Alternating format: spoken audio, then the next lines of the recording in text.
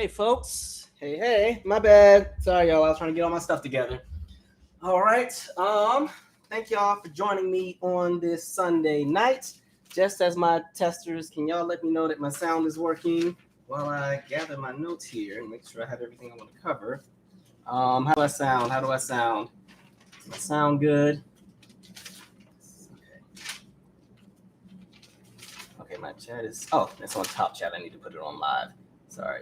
Okay, sound is good. Perfect. All right, y'all, give me just like 10 seconds just to organize these. Y'all, it's been a week, y'all. It's been a week. Happy to be here, though. Okay, so where do I start? All right, so anyway, let me get a few shout outs in here really quick. Apologies for being late. Life was lifing, but we're here, so, we'll make this work. Thank you, Lil Live 3D. With friends, we'll catch the playback later. Have a wonderful evening. Stay blessed, y'all. Thank you. Greetings, Calvin and YouTubers. Been waiting on your commentary. Please make it make sense. Yes, a lot of things around here ain't making sense. We need it to make sense. I don't like the way this camera's angled, but it's fine. I might adjust that later. It's too far over to the wrong angle. Somebody said they're here for Keith Lee. Caught alive. We're gonna jump right into it since I started a little late. Quick, someone say something shady about Janet so Calvin will come running. I was coming, y'all. Lord. Jeez. Okay, we're going to go ahead and jump because I'm already a little late. But hello, everybody. If I missed you, I am so sorry. I just have to keep it going. Yeah. But just to give you guys some updates, it's been a very, very busy set of weeks. Yesterday, which was Saturday, was the first free night I've had since the 18th. Like literally every day, there was something that I either was a part of or just had going. So yesterday was really the first time I had to just like come home and just sit still and enjoy a nap or not feel guilty for not working on something. Yesterday was the day I could finally just kind of sit and just enjoy my weekend. So even though it was, a popular weekend and everybody was out partying, I was in the house because I'm just, since the 18th, I've been on like a few panels. As a matter of fact, I'm at Howard tomorrow for a panel. Y'all saw I did 2 YouTube shows. Check those out when you get a chance. I did the Scotty by Nature show. That was a really fun interview. Check out his channel. He definitely puts in the work with his channel. I got a chance to do another video with Dr. Kamani, and that was a really great video in response to just covering the work that I've done over the last decade and some change with youth, but also just the effects of bullying and how it affects Black youth. And her channel is a really great one to get into as well. So both of those, the links are posted in my community tab. So check those out when you get a chance. I hosted a fundraiser. I was doing video, cinematography / photography for some different events. I did a lecture. So my plate's been a little full lately. So apologies for me not being here. I just honestly have not had a free night to work on anything. And it's crazy because so much has been happening in the world. By the way, I'll also be on the R&B Representatives show on November 6th. So definitely check them out. So yeah, it's been a very eventful 2 weeks. I'm not gonna lie, I'm really tired, but we're gonna make it work because life is life, and so you only live once. So let's get it cranking. By the way, for those in the book club, our next session is tomorrow, this upcoming Monday, October 30th, from starts at 9 p.m. We're covering again still the Short and Tragic Life of Robert Peace. It's going to be chapter 7 through 9. Okay, Short and Tragic Life of Robert Peace, chapter 7 through 9. The Zoom link is already posted in the community tab, so definitely check that out when you get a chance. Like I said, for the book club, anybody can join. I think there's some discrepancies where people think that the book club is something that you need a membership to, or you have to get some kind of permission to join. It's none of that. It's literally click the Zoom link and you're welcome to join. Pretty much, there's no rules. If you have not read the book, but you just want to be a part of the discussion or just kind of listen, you're welcome to do that as well. And so that's the book club. I will say this upcoming session is being recorded. It's not going to be posted on YouTube, but it will be sent to those who request it, because there are many who do not live in the United States and have always wanted to participate in our book club. But because of our time zone differences, they're not able to, because for some people, our book club starts at 2 a.m. for them, or it starts while they're at work. So like I said, it's recorded this time, but it's not going to be posted on the internet. It will not be on YouTube. And so, yeah, if you're somebody who's not comfortable being on camera, just keep your camera turned off on the book club bit. Anyway, God, I'm out of breath just talking about that. So just some updates before I get into the heavier stuff, because we got a few heavy topics to cover. I got a chance to go to the reunion tour, which is that Kirk Franklin show. It's Israel Houghton, Tribbett, Kirk Franklin, the Manns as far as Tamela and David, and who am I skipping? Kirk Franklin, Tribbett, the Manns, the Clark sisters, Israel Houghton. Yeah. So I got a chance to go to that show. And it's crazy because at this point, every show I initially don't plan on going to ends up being a really great show. So Sunday, I think last Sunday was a show here in DC. Like I said, I wasn't really planning to go. I wanted to go, but the tickets kind of pretty much sold out. Like DC show was sold out. And the only tickets that were available were the resales. And, when they start reselling tickets, they start hiking the prices up. So even seats in the back were like $100+. So I was like, I'm not paying that. It was like $190. And so I had already told myself, well, you're already financing a movie, other projects. You really don't need it to spend. You need a new MacBook, and your car is making expensive noises. You can sit this one out. Plus, you've technically seen most of these people live at some point in time. So I was like, I'm not going to go. But for some reason, that Sunday, I was feeling down and out. I don't know if it's because I was tired, but just not feeling like myself. And I remember I had walked to Convo to go grab some food. That's another story, because I was about ready to square up with the person in Convo, because I don't know what's going on with Convo, but they starting to act real Chipotle-ish in regard to how much food they're putting in those spoons that they scoop. Like, I mean, that lady gave me such a little scoop of rice in the bowl, so I'm already having an attitude. And then when it got down to the chicken and she scooped it, I'm like, what are y'all rationing the food? Come on, Convo, get it right. So I already had an attitude. But while I was walking back, and again, I have a respect for people who work in public service in the food service. I understand customers can be rude. So I didn't give her a hard time. I was just like, man, work with me, please. I'm already hungry. If you go to Convo, when they load your stuff up, the food always sits at the top and you can barely put the lid down. But with this coffee bowl that lady made me, I had about an inch full of space between the bowl and the lid. So I was not having it.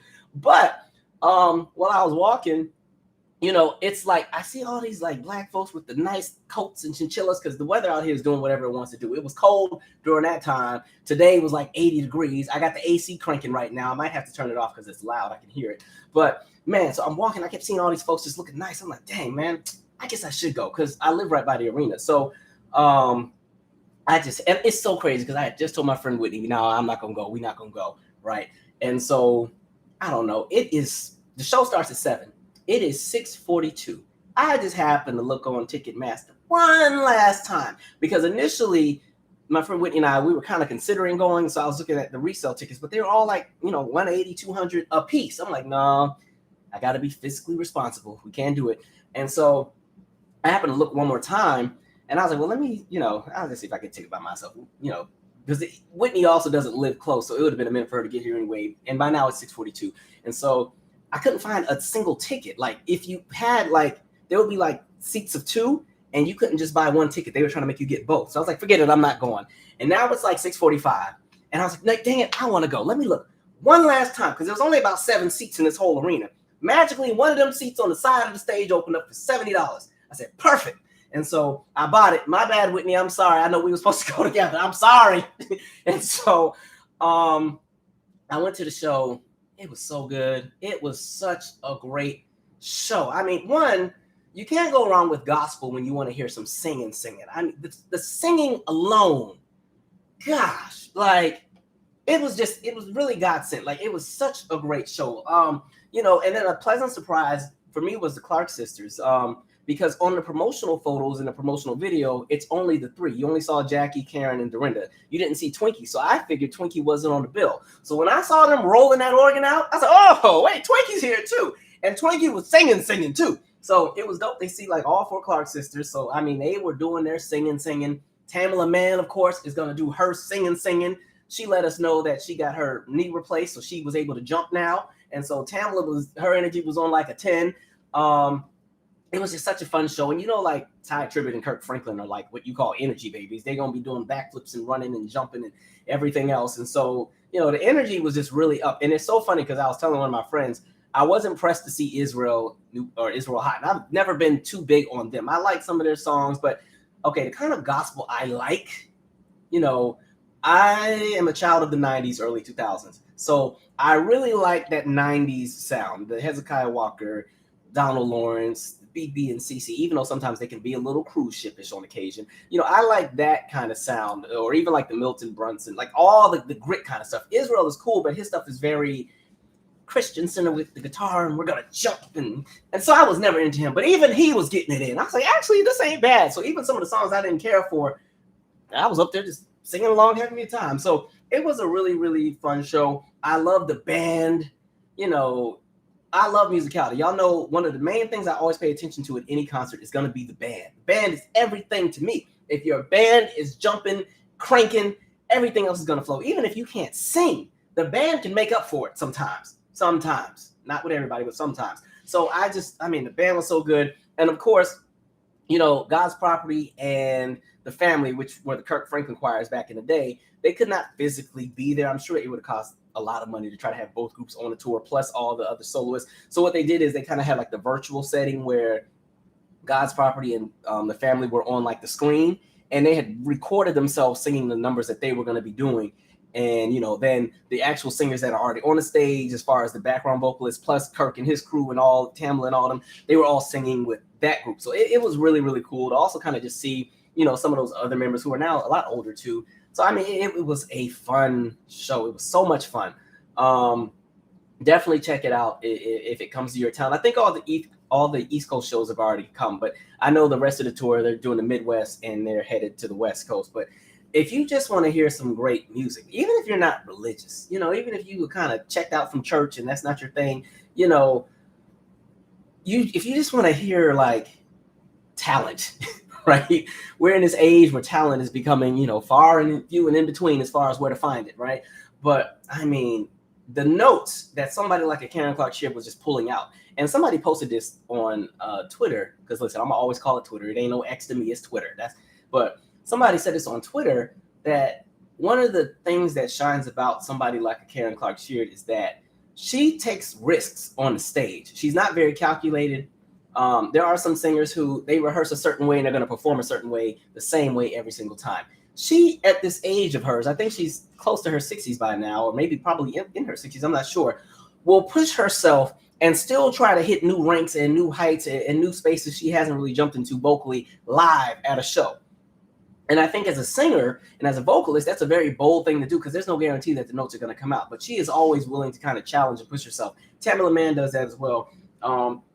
And kudos to, again, the backing vocalists that were singing, because they had to sing for, I mean, this was almost like a 3-hour show. And like I said, they had to sing for Israel Houghton, they had to sing for Tribbett, they had to sing for the Manns, they had to sing for Kirk, they had to sing and, you know, support the Clark sisters. So, I mean, the musicality alone, like it was such a dope show. Such a great time. I was like, dang, you know, for 2023, as far as the shows that I've seen, that definitely goes into my top 3. If I can round out my top 3, New Edition is in there, the Janet Show is in there. Those are my 3 for the year.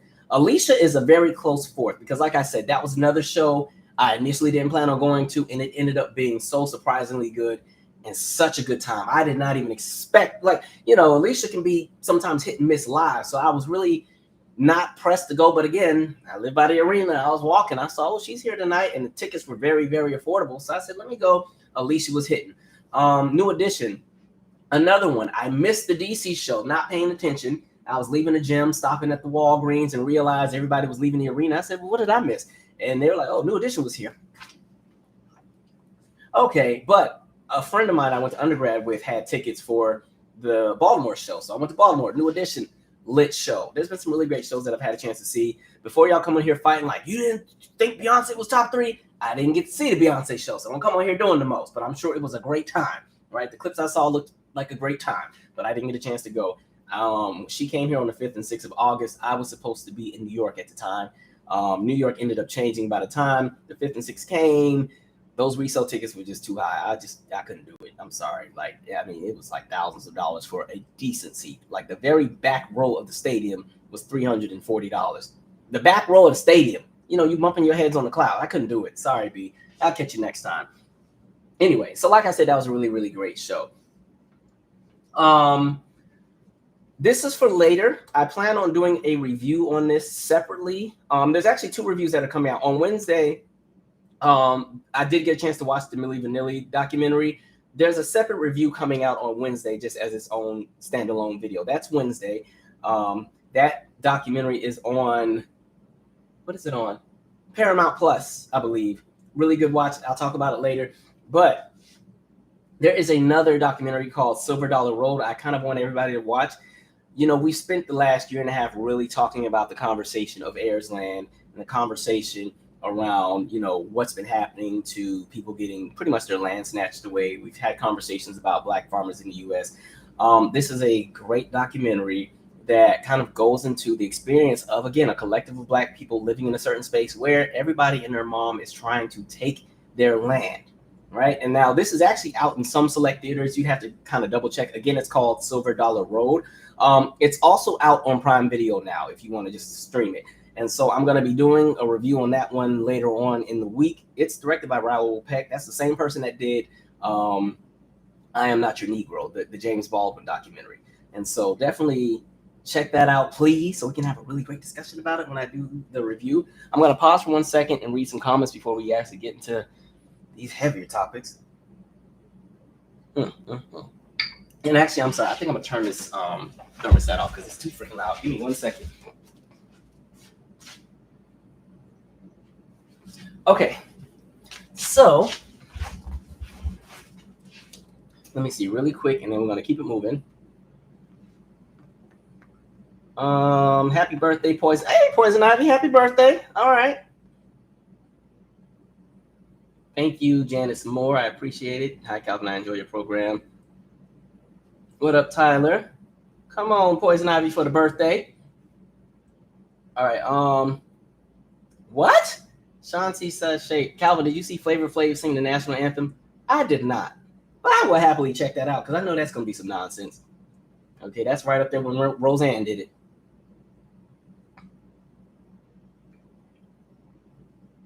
it. Not Calvin channeling his inner Barbara Howard. I work, then I go home. Oh yeah, I did get a chance to run to it was Howard Homecoming as well. I didn't get a chance to really run and go to everything. I probably got to spend about 45 minutes at the yard because I needed to go, and like I said, I was doing video and pictures for an event. But I did get to see a few of you who knew me. So shout out to Ashley. Shout out to, I think his name was Curry. I wrote it down. I always try to write down people's names that I run into just in case I don't want to look like a person who thinks they are too good to say hi to folks. What was their name? Yeah, it was Curry. Okay, shout out to Curry, Ashley. There was another lady who she kind of just spoke in past. Like, good to see you. So I didn't get your name, but I saw you when we were looking back at the T-shirts on sale. So shout out to y'all. But yeah, I didn't get a chance to really do the homecoming thing this year. Course correction. Dr. Kamani's video on bullying was great. So much to think about. Yeah, that was a really fun interview to do as well.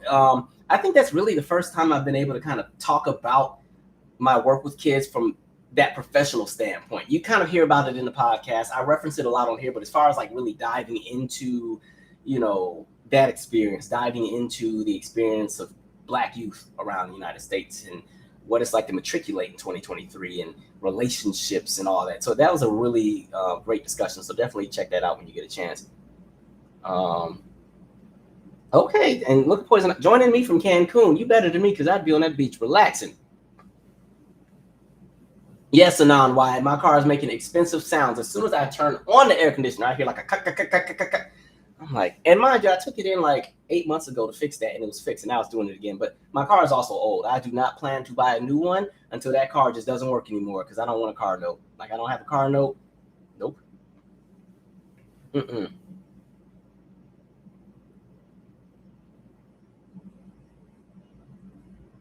Yes, gospel singers really are a different breed. You don't really hear of gospel singers that can't sing. You can't go in gospel and not be able to sing.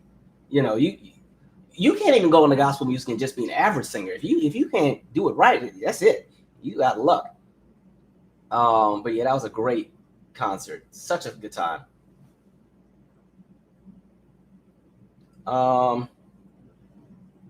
Somebody said I'm late, but when did Kirk Franklin and God's Property make up? That's a good question, but hey, I guess they was good because it was on that video. I remember there was a lawsuit some years back, and that's why we ended up getting New Nation instead of that group. But, you know, interesting. Oh, course correction. I was going to talk about it, but yeah, I'll just bring it up now. Also, the Nile Rodgers Tiny Desk concert is out, which was actually a lot of fun. They had like Chic on there. Check that out too. Even if you don't know the production and the work of Nile Rodgers, check it out anyway. I'm really in this space where I want people to really just expand their horizons musically, like really look at music from just a full circle point, because there's so many great artists out there, especially in this era where a lot of the really, really exceptionally talented individuals are getting older, they're retiring, some people are starting to have health problems. Catch these people while you can. That's why I'm always going and seeing all the seasoned acts. Somebody was like, you always be going to old people concerts, you don't want to go to nothing new. I kind of go to both, but hey, I grew up on all of the seasoned acts, so that's what I like to check out. Yeah. I'm glad y'all are agreeing. The Alicia Keys show was really, really good. I had so much fun. Erica T says she's watching Silver Dollar Road now. And shout out to, because it was one of my subscribers that gave me the notification about Silver Dollar, because I didn't even know about it. I think I referenced it in one of our videos on one of the lives where I was reading an article and we were talking about the Ayers Land bit. And I think it quickly or lightly referenced the documentary, but I haven't really followed up with it. So I'm glad she reminded me. I don't know if I want to put your social media out here on Twitter, but yes, the individual I talked to today, ma'am, thank you for sending me that. I don't want to put her stuff out there. She might not want to be out there like that. Calvin, have you considered doing album reviews? I actually used to, but then the challenge with album reviews is a lot of times your opinion changes. And so I know I did a few reviews. Of course, I did the Unbreakable album. I did Lemonade. I did Beyonce self-titled. I think I did Tamar's. I did a few. I've done J. Cole. I did Brandy's B7. I did Anthony Hamilton's last album. I mean, I've done a few, but I think if I were to start doing album reviews, I'd probably do them maybe a month after the albums come out. I don't want to do the first initial response reaction kind of reviews anymore, only because your opinion tends to change. And a lot of times, those gems on the album, you don't appreciate the first time you listen. Sometimes you come back to it years later. So like one of my favorite songs of all time in anything is Jill Scott, All I. And when I first bought The Real Thing, I think All I was one of the tracks I kind of skipped. And then years later, I'm like, oh, this is just perfect, right? And so, same thing. I remember for years, even when I had like Janet's Velvet Rope, I used to skip past Empty so much because I was like 9 and the song took too long to get to where I wanted it to go. So I used to skip Empty and I used to skip Anything. And then years later, I was like, wait, these go in. And now Empty's like a favorite song. So I'd like to do more reviews, but I'm trying to not just be like immediately reactive right away. Because even when Beyonce fans don't fight me, even when I reviewed Lemonade at the time, I thought it was better than the self-titled album. But I think the self-titled album is better than the Lemonade one. Sorry, don't fight me. Anyway, we got to actually jump into our thing. So I'm going to read about 3 more comments. And then, God, these ads. God. And then we're going to, I think I just skipped it. We're going to keep it moving.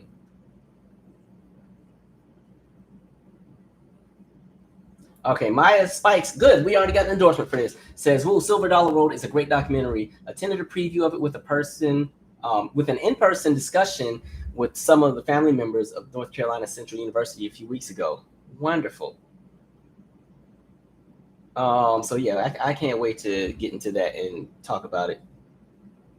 Yes, hi Calvin. Prince re-released Diamonds and Pearls Super Deluxe. Did you get it? No, I haven't got it yet, but it's on my to-do. That is one of my favorite Prince albums. A lot of my favorite Prince albums are anything with New Power Generation.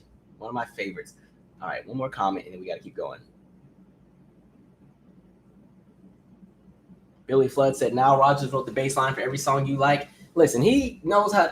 Y'all, if you don't know, my favorite instrument in any production is the bass. The bass riff will set and put some life into a song, right? So if you look at like the Brothers Johnson Stump, that is, I don't think Nile Rodgers did that specific one, but just I'm talking bass lines in general. That has to be one of the funkiest bass riffs when they get to the bridge of that song. Please, when you get a chance, go back, listen to the Brothers Johnson Stump, and just listen to that bass riff. I am convinced that bass riff inspired the bass riff on Michael Jackson's Get on the Floor. Anyway, all right. All right, let's jump into, oh God, all right. All right, we're going to talk Israel and Gaza for a minute. Now, it's so crazy because I think when we were doing the last live, everything was unfolding. So I said, let me chill before I just start giving opinions and end up being loud, strong, and wrong. I'm going to say this because there's a lot going on, a whole lot. And I'm looking at so many people very, very sideways right now. But I will say this, what you're seeing, and we're talking right now, the conversation around Israel, the Gaza Strip, Hamas, where the United States falls into that conversation, where the UK falls into that conversation, and then just history in general, you're definitely seeing a shift in the public response to global affairs, especially, among younger individuals. Like the younger demographics, a lot of Gen Z, a lot of millennials, a lot of the younger half of Gen X have a very different approach and response to everything in comparison to some other demographics. And I think it's because in the past, things could happen, but overall, our media and elected officials often got to steer the narrative of what was happening. And that would somewhat become the collective understanding of what was happening in the world. And so a lot of times, those who did speak out or who would serve as the minority voice in these conversations were often overpowered. So you didn't really hear additional narratives. You more so just heard what was presented to you, and that was going to be the facts, and you kind of just had to sit in acceptance. And again, sit and accept it. And I want to say again, in the past, there have always been people who stood up against whatever was being told to the masses collectively. But again, those voices have always been overpowered because mainly that the narrative of whatever was happening had always been controlled by pretty much a handful of people. Today, you can't really have that same experience anymore because we have social media. Social media is a free-for-all where people can pretty much express exactly how they feel, right? And so we're also in a space where we have more independent media that isn't bought out, independent media that isn't afraid to lose anything because they already don't have much to begin with. And so you're now in a space where information is not coming from the same 2 or 3 streams for hundreds of millions of people. Now people are going into different spaces, finding their information. And with things that are happening, you literally have direct access to the people who are in the spaces of whatever's taking place. You have access to the people sharing their narrative, sharing their story from a space and from a perspective that we often don't get to hear because these are not bought out experiences. These are not bought out narratives. These are the people who are collateral to whatever's happening, right? And I think because of the lessons that have been learned in Iraq, in Afghanistan, because think back. This was the era when, and I'm talking about us going into Iraq, going into Afghanistan, 9/11 takes place. The United States, as far as the citizens, everybody's outraged. People are sad. Some people are afraid. Some people want revenge, blah, blah, blah, blah, blah. And we get into the space where now we're going after the terrorists, or as Bush would say, the terrorists. We're going after the terrorists, the terror. And so pretty much anybody who was some correlation or some element of terror, the terrorists, we're going to go after as the United States. And so we end up in Afghanistan because the narrative is, well, Osama bin Laden is over there and Afghanistan knew about it. And the Taliban, they are kind of in a totally different conversation in regard to Afghanistan. But let's correlate whatever they have going over there and tie it to terrorism because we're going to say that these places were cells for terrorists. So, we got to go over there and fight Afghanistan and free their people. That's the narrative that was pushed, right? Especially around 2001, early 2002. The country was very, very patriotic at the time. This is when we were flying the little mini flags on our cars, right? That was your way of showing solidarity for those who had lost their lives in 9/11. And then we stretched that right into Iraq. Now we got to say, well, even, what, Saddam Hussein, he's tripping too because, he had a connection with what was happening over there. And, so we got to go over to Iraq too, Operation Enduring Iraqi Freedom, because the people need to be free from Saddam. And the United States didn't even pay attention to the fact that Iraq at the time was in the middle of a civil war. And we jump in over there, pretty much tear down the government that they had that was established while they still had a civil war. And the idea of things just automatically being able to just fall into alignment did not take place in neither Iraq or Afghanistan. We watched tons and tons of troops die. We watched hundreds of thousands of civilians die. Again, you're literally fighting places that don't even technically have an army, right? And I mean, the United States did the works. Okay, they brought out all the good gadgets because, just understand when you're talking about our defense contracting companies, when you're talking about the technology that went into the weapons that the United States has and weapons of other countries that are in NATO, listen, there hadn't been a whole lot going on since Desert Storm, right? Yeah, there was one we had something in Iraq in 1998. There was a little something going on in Bosnia. There was a little something going on in Yugoslavia. There was a little something going on in a few places. But, Iraq, Afghanistan was the opportunity to use these brand new weapons. All the good gadgets, right? You gotta justify these billions of dollars and new jets and stealth technology, all of this stuff, right? And so you watch hundreds of thousands of people become collateral to everything that happened in Iraq, in Afghanistan. And honestly, the saddest part is a lot of, in my personal opinion, because I've always said there hasn't really been any war that the United States has jumped into that has had anything to do with protecting our freedom. But the narrative was pushed as our freedoms are in danger with whatever's happening in Iraq, with what's happening in Afghanistan, with what's happening all over in all these different places. And so that has always been the way that the United States and a lot of the powers that be move when it comes to foreign affairs. However, we're seeing a shift because you just can't operate like it's 1991 anymore, because people have seen too many moments where y'all did this trial and error and it didn't work out. And we watched people become collateral. We've watched so many die. And then on top of that, you're now seeing the offspring, the children, the grandchildren of those who survived the nonsense of the 60s, the 70s, the 80s, the 90s, the early 2000s, become adults who have some vengeance, which in my opinion is justified, who feel like y'all have done so much, hell no, it will never happen again.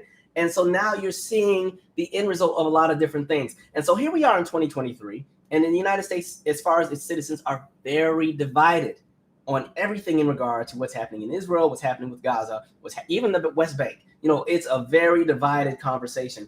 And like I said, because it was always very, the powers that be always kind of control the narrative, and those smaller voices, when they spoke out, they would always be overpowered. You have to understand, we at one point as a country were a place where when people spoke out, they could lose everything, right? Think back to McCarthyism in the 50s, right? This whole idea of the anti-communist movement.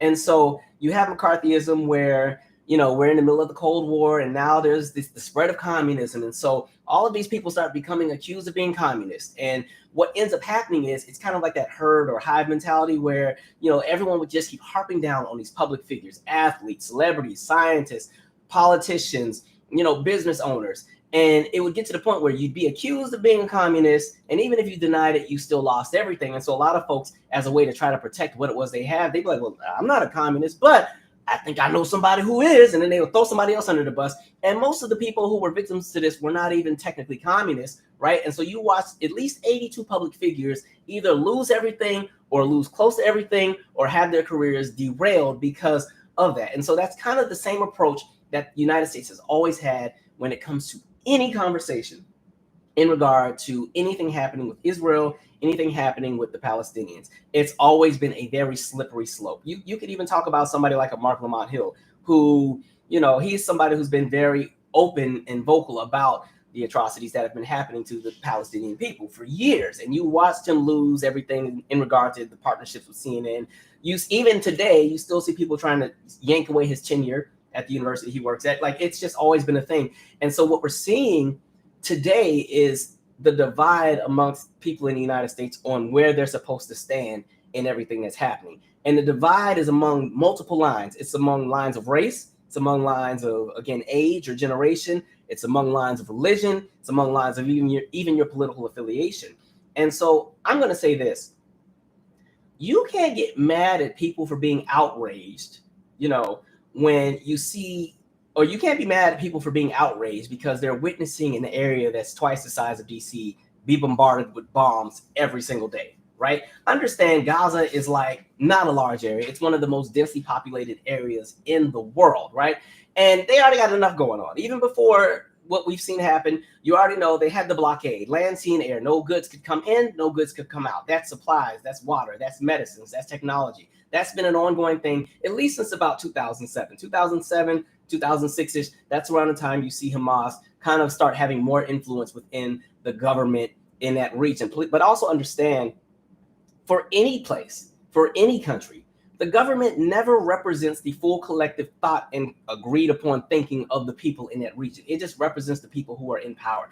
I would hope that as the world looks at the United States, they do not assume and figure that every American, all 331 million of us, think exactly the same way and have the same political points, and that the people who have been elected to go and destroy the world, represent how Americans collectively feel. I would hope that's not how the world operates. But, again, the United States, as far as a lot of citizens here collectively, do that to other people around the world. And so going back in regard to what you're seeing happen with Gaza, I think people need to look at a bigger picture, because there's a whole lot of conversations here. This by itself could have been its own live by itself.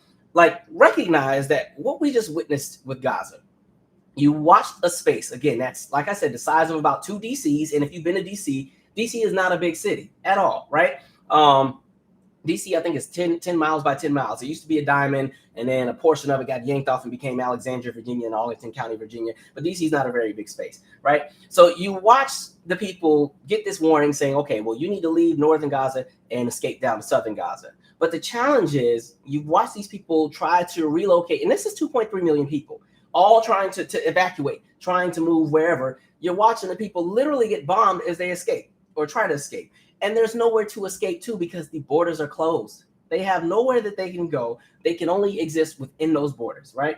And so in regard to what's happening, you're watching the citizens, the people, become collateral for the actions of a group of about 30,000. Hamas, from what I understand, has a membership of about 30,000, and not all of them are located in Gaza. You have some in the West Bank, you have some in other regions of the world. But that's pretty much, 1% of that 2.3 million people. You have 2.3 million people who now have to be displaced because of the actions of one group. That's like the equivalent of when you have that one kid in the class that keeps effing up for everybody else, and now the teacher cancels the pizza party. Same kind of energy. And the fact that, in addition to that, recognize that a lot of the infrastructure, a lot of the resources, again, were not even managed by the people of Gaza. Other powers that be, other governments kind of control things. This is why the internet was able to be turned off. This is why the electricity was able to be turned off. This is why water was able to be turned off in the region. So you cut the people's electricity, you cut the people's power, you cut their access to anything. There's an embargo or a blockade, no food can come in, and then you lock them in a space while they get bombed, and they have to run around in this space, almost like when you put a cricket in a cage with the lizard, or in a tank with the lizard. There's nowhere for the cricket to go, right? The lizard eventually is going to gobble it up. That's what we're witnessing. And so, even when it came to the fact that there were major delays in regards to just getting permissions to give the people who've been bombed and shot at and blown up just supplies, water, rice, grains, even that had to be voted upon with a whole lot of reluctance. Imagine. And I've always said this. I said this before any of this happened. Like, Netanyahu, in my opinion, is not a good person. I don't understand how they put him back in power. You were already on trial for bribery, already on trial for breach of trust, for fraud, and they put him right back into power. So I've just been questioning a lot of things since he came in there. And I will say, to also be fair, a lot of the people in Israel do not align with the viewpoints of Netanyahu either. Like, again, this same conversation, the residents in a lot of these places do not always 100% collectively agree with what it is their governments are doing around the world. So understand, like, as all of this is happening, I need people to look at this from a very humane aspect, the aspect of humanity.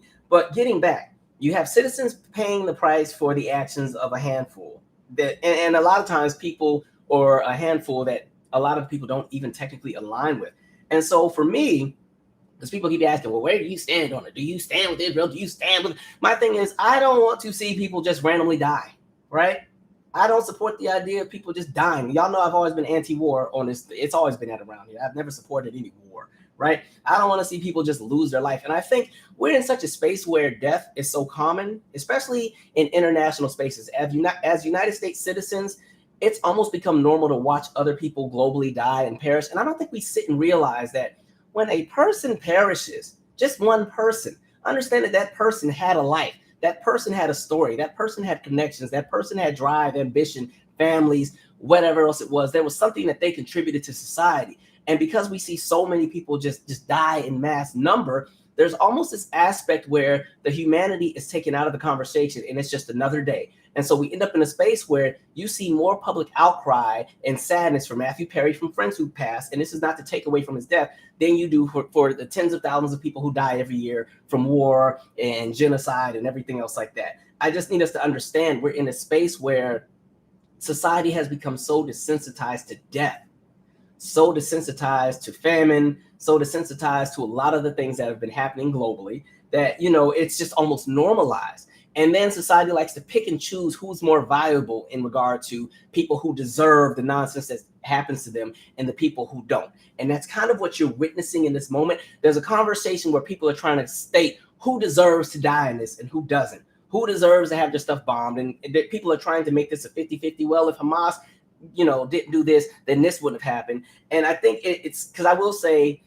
yes, Hamas, terrible idea to go and snatch up people at a festival and launch a few bombs. You already know how Israel is going to move. Israel already has the backing of pretty much NATO. Israel already has the backing of U.S. funds. Israel already has pretty much all kinds of weapons and gadgets. I think they're the 18th strongest military in the world. So yes, you kind of know what is going to kind of happen. But at the same time, now for Israel to literally just bomb all of Gaza, because what's left to blow up at this point? Understand, bombs have been going off for 2-3 weeks consistently. There's nothing left to blow up, right? And this wasn't even a situation where it's we have intelligence, we're going to go in and go after specifically Hamas. No, it was just, well, we can't figure out who's who, so everybody's catching it. The pizza party conversation again. And so, and by the way, I'm not arguing with none of y'all in this in the comments, so whoever's disagreeing, y'all gonna disagree because I'm not going back and forth with y'all on this. And again, it's a bigger conversation because really it's the end result of, this is layered, like I said. We're just watching one piece of a bigger conversation because one, Russia, the UK, and the United States should have never intervened or jumped into anything when you saw the fall of the Ottoman Empire back in like 1916.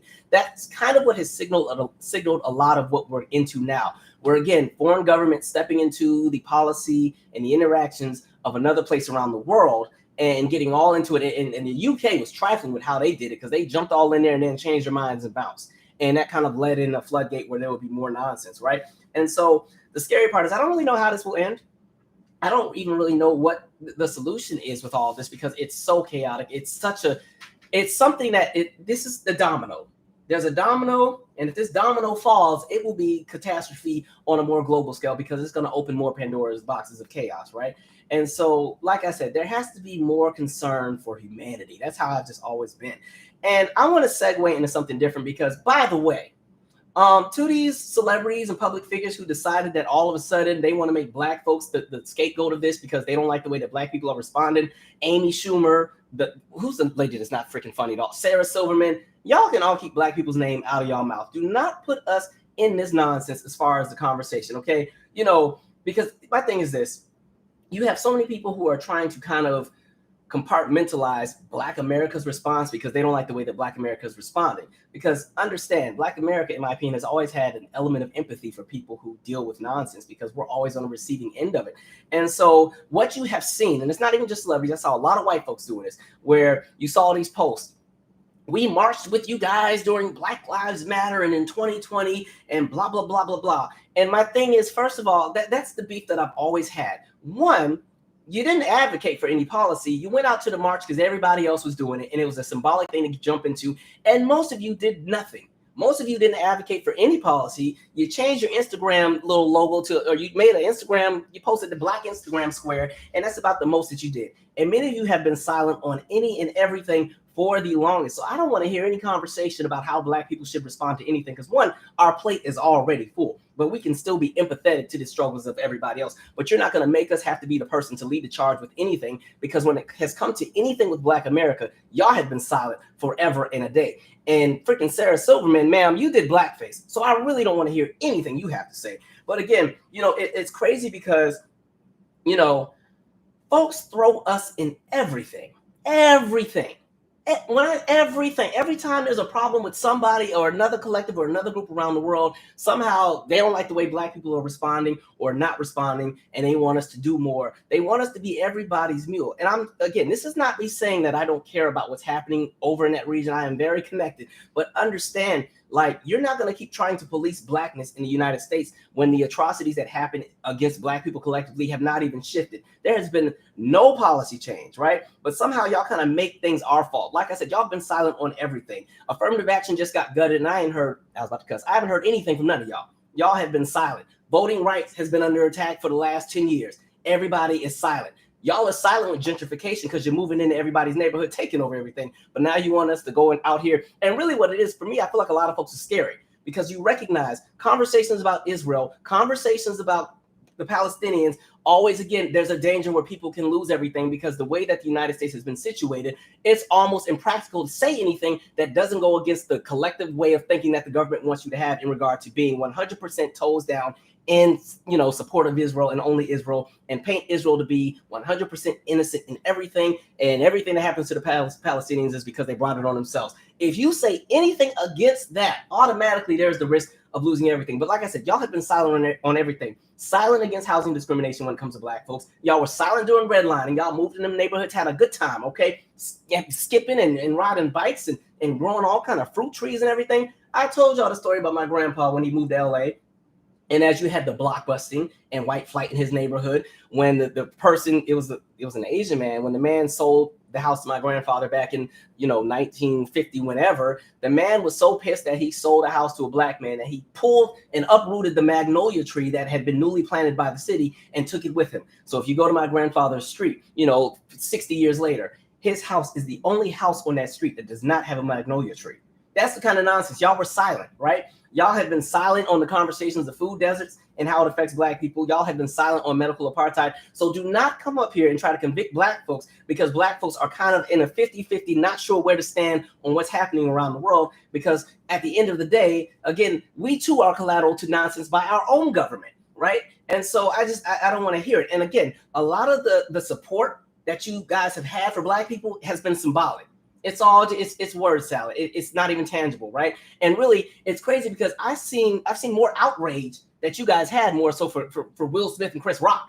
That's when y'all kept making statement after statement. A year freaking later, oh, I was so scared. Oh, I didn't want to come back on the stage after because I couldn't sleep at night. I cried. I am concerned, right? But y'all silent on all the real stuff that actually matters. Because understand, nothing in America has changed in regard to the plight of black folks. So understand, Black America's plate is full, but Black America also does have empathy for the experiences of others, and there are many who do stand in solidarity with the victims who have been collateral to political nonsense. Has always been. So don't come to me and get pissed off because you don't like the way that Tabitha and Darnell over in Memphis have responded. Their plates are full. And my thing is, you guys are the celebrities. You are the people who have the pull. You are the people who have the public platforms who can actually somewhat advocate for whatever change it is. But the problem is people aren't on the side that you want them to be on, and so you want to dictate how people are supposed to be. So then coming back to that conversation of anti-blackness, because black people aren't behaving the way you want them to behave, you want to paint them out to be the enemy. We're not doing that. So get out of here. Nonsense. Y'all better be lucky I don't have a bigger platform.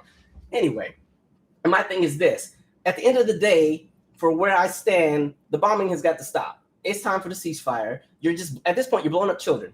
You're blowing up some nonsense. And I've seen horrible opinions where people are like, yeah, let's let's just end all of Gaza and just give the women and the children a chance to get out, and then we'll just kill all the men. I'm like, what? You realize these are people's family? Like, it's y'all, Jesus, right? And again, it doesn't even stop there, because when we're talking about global atrocities, we got stuff going on in the Congo, you have stuff happening in Sudan, you have stuff happening in Ethiopia. There's stuff that's happening global, and I'm like, y'all have been silent on that. I didn't hear Amy Schumer and Sarah Silverman say anything about the Congo, anything about Ethiopia and everything happening with the Gray. I didn't hear anything about Sudan. Y'all have been silent. So don't sit here and all of a sudden act like y'all are the moral compass of society and y'all have the standard of how everybody should operate. Y'all be so foolish. Ooh, y'all be full of it. And my thing is this also, because there's a lot of black folks as well who have jumped in and are saying, well, what did the Palestinians do for black folks and where were they? Here's the thing. I am not saying that everyone must go to bat and march and get in on the front lines for everybody else in their struggle. But my thing is this, right? You can fight for your liberation without standing in the way of somebody else getting theirs. That's the approach. So for me and mine, my priority is always going to be me and mine first. Always. But I'm also not going to jump in the way and stop the progress from any other marginalized group that's fighting for theirs. So even in the conversation of reparations, in the same way I would like for Black Americans to get their reparations, I want the people of Jamaica to get what's theirs from the UK. I want the people of Ghana to get what's theirs from the UK. I want the people of Congo to get what's theirs from Belgium and the descendants of Leopold. I want the people of all of these different places to get what it is that's owed to them. I want the people of Haiti to get what's theirs from both the United States and France. We did a video talking about how the United States played a major role in what happened with Haiti and what happened with their banking system. Like, I want everybody to get theirs. So I'm not going to stand in the way of anybody getting what is rightfully theirs, but I'm also going to fight for mine at the same time. So for those who are thinking that we can only pay attention to one thing at a time. And it's the same thing with our politics, where a lot of people are on this seesaw. So when one thing doesn't go one way, they jump back and they keep jumping back and forth. There's a reason why you call it a seesaw, because it's never going to balance if you put all the weight on one thing. We have got to get out of a space where we're so one-dimensional in our approach to both politics and things that happen globally. Okay, you're gonna have to understand that sometimes there are multiple things that are true at once, right? Hamas should have not gone and blown up and shot rockets over into Israel. They shouldn't have gone and snatched up people at a festival and held hostages. And at the same time, Israel had no business going and literally just bombing an entire country because of the actions of a specific group that do not reflect the viewpoints and the collective thought of everybody in that specific country, to the point where now, at this point, the response to the initial hurt, which would have been the handful of rockets that were shot over, the people that were kidnapped, the people that were killed from the festival, the hurt or the response to that hurt no longer matches, because the response is so outrageous, it is so over the top. This is kind of like if a first grader kicked Mike Tyson in the shin and Mike Tyson just wailed on the first grader and finished them off. Again, the people of Gaza don't even technically have a military, right? So I think people in the United States need to realize the only reason a lot of folks always have such smoke for certain groups of people is because the United States has always had the luxury to not be on the receiving end of anything because of where we're geographically located and because of how much money goes into our military. But I will say this, the tides are changing. And that's why I'm even looking like, even Biden, I was like, I need you to chill with all this conversation you got about China. Y'all be talking about China like it's still 1997. I understand we jumped into an agreement with Taiwan in 1997 in regard to claiming that we're always going to protect and fight Taiwan. But when that agreement was made, China was not the China that it is now. You know what China did while the United States spent all its time changing the tax code, spending all their time giving all the money to the rich, pulling money out of education, giving all the money to the lobbyists, and letting the wealth gap just get wider and wider between the rich and the poor, as well as black and white. You know, China decided, even though they still have all of their problems over there, they invested in their infrastructure. They invested in their technology. Them MFers freaking study math all day. So please understand, if there ever is some kind of military, anything between the United States and China, I know them China missiles will have 100% accuracy. Because like I said, all they do is study math over there. They've been waiting for this moment. So I need us to understand that, yes, the United States is still technically a superpower, but all of the war dialogue and the urgency to always jump into foreign affairs at the expense of the people, because recognize the people, whether it be the people of China, the people of the United States, the people of Ukraine, the people of all these different places, none of these folks want any war. People just want to live and be left alone. People want to be able to live in a space where they can have prosperity. You raise your family, you raise your kids grow up to be successful, your kids grow up to love you, and when you get old and broken down, your kids make sure that you're taken care of as you transition into whatever happens after this life, and then that cycle continues. But when we constantly spend all this time jumping into all of this not diplomatic, because if things were diplomatic, we wouldn't be fighting and blowing up everybody every week. You know, if things were not in the way that they were, if folks could just live and exist, and folks weren't snatching folks' land up, and folks weren't doing all these crazy things, society could be so different. And I think back to when the pandemic hit, and think about just those first 2 or 3 months when we all, well, not everybody was in the house. Atlanta, y'all was still at the club. But, you know, when folks were in the house, right, where there was the major shutdown of the whole country, and not even just the United States, but globally, everybody was in the house. Look at what happened in the world in those weeks, right? We saw rivers and creeks and streams clean themselves up. If you saw the canals in Venice, Italy, I mean, the water was so clear. Like, if you, as somebody who lived in Italy, I can tell you the canals in Venice, some of that water smells terrible. It's murky. It's great. You can watch the Madonna Like a Virgin video. Remember how green and just murky that water was. The water was so clear in them few weeks, right? You know, in the United States, you saw all kind of wildlife kind of, you know, having come back. Everything was just very different because in that moment, because so many people weren't even sure if they were going to be alive in 6 months, everybody focused on family. Everybody focused on their mental well-being. Therapy appointments skyrocketed. Everybody was trying to take care of this because it's like, okay, I've never dealt with anything like this before. I need to make sure I'm well. The jobs started to become accommodating for their employers. You know what? Yes, you can work from home. Let's give you this. The schools started giving the kids laptops and technology, all kind of stuff. You know, here you go. Here's this. Here's that. We watched restaurants recalibrate how they do business. We're going to make sure we're inclusive to ensure that people, you know, have viable ways to eat and still socialize. So yeah, we'll make these outdoor pods. The entire world shifted in that moment to try to make things more about humanity and not ego and pride and making sure that the super wealthy stayed super wealthy. Everybody started finally realizing, okay, we got this humanity thing wrong. But as soon as we were able to go back outside, as soon as things started to normalize, right, you watched all that go right out the window and we went right back to the shenanigans. And so that conversation of the old guard just can't exist anymore. And so the people who are in power, understand folks are over all of this military nonsense and all of the wars and blah, blah, blah. People are tired. People just trying to live. Whole world is falling apart. Everything's expensive. Housing is it's ridiculous. You got the climate change stuff. You got lunatics being put in the office. And here we go trying to jump into some more stuff. Like, I am over all of it. I am so over it. It gets draining sometimes doing a live because I'm like, I got to keep talking about this every week. Oh. So yes, like I said, I don't want to see anybody die. No matter what side of the argument that you stand on, nobody should be being killed for nonsense. People should be collateral to the decisions of governments. My thing is, let all the government officials lock themselves in a room and go at it with box cutters. Y'all all got beef. Y'all figure it out, right? I will also say in regard to what's happening with Israel and what's happening with Palestinians, I really don't know what the move is in regard to ensuring that both populations can peacefully coexist. I don't know what that solution is, because we've seen the attempts for the last handful of decades, but with that, those attempts have also been tarnished by a lot of foolery, by a lot of really bad political decisions, by a lot of folks who jumped into the picture and made things even more chaotic. I think the last time you can honestly say there was any kind of small element of a space where, yes, there was still chaos, but there was an effort to try to keep things peaceful, might have been, when you still had Yasser Arafat alive and Clinton was still in office. I'm not saying things were perfect, but I feel like there was more of an effort to try to de-escalate as opposed to escalate and say, well, we need another $100 billion to go over there, and we stand, let's send the ships over there and let's do it.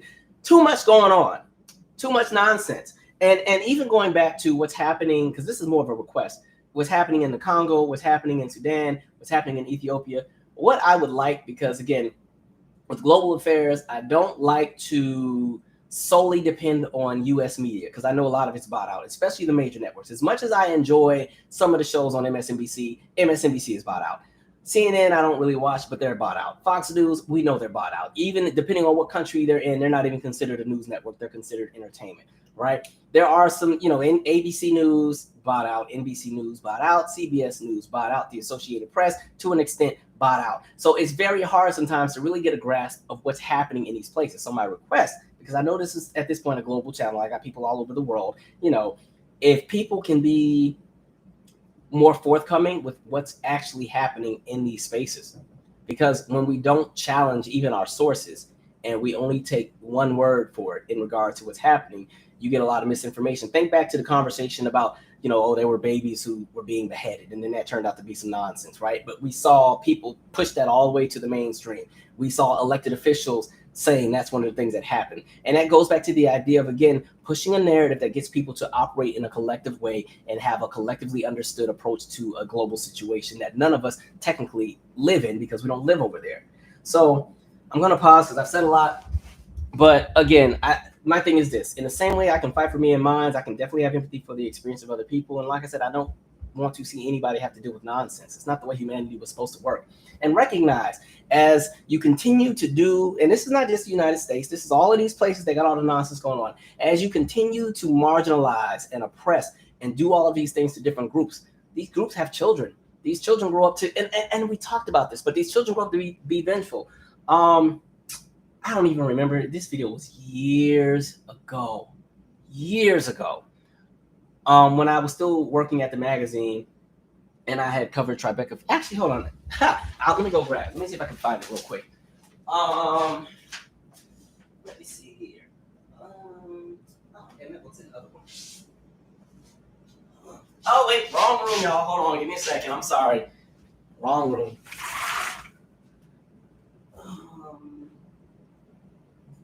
Okay. Okay. So when I still did press work, I always used to cover the film festivals. Was it 2015 or 20? I think it was 2015.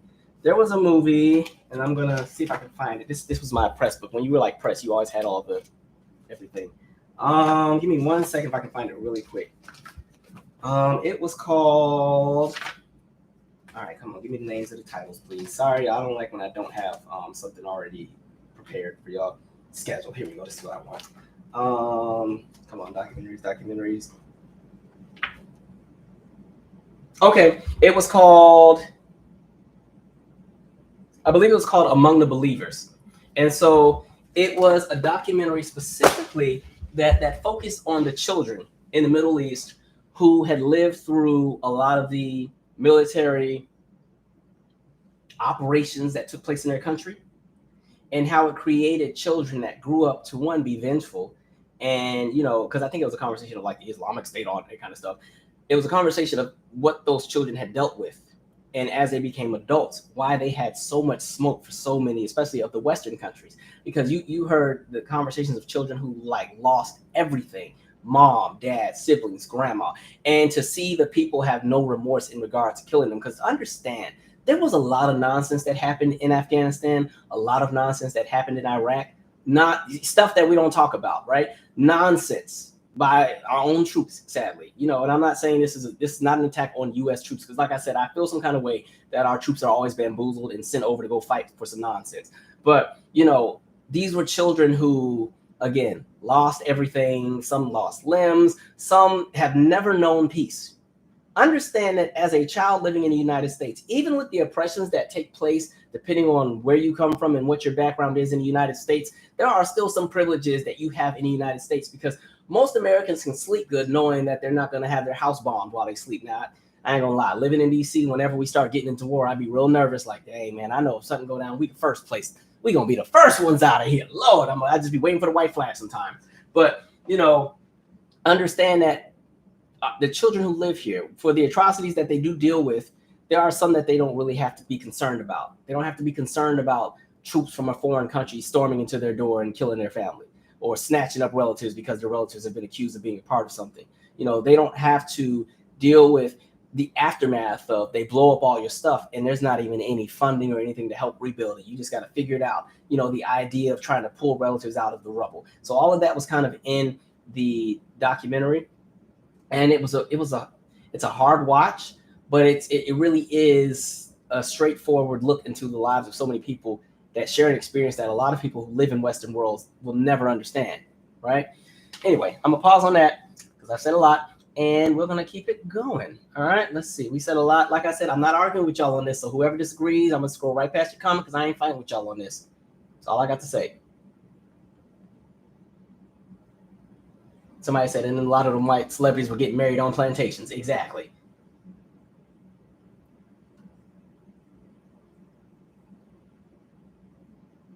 Mm-hmm.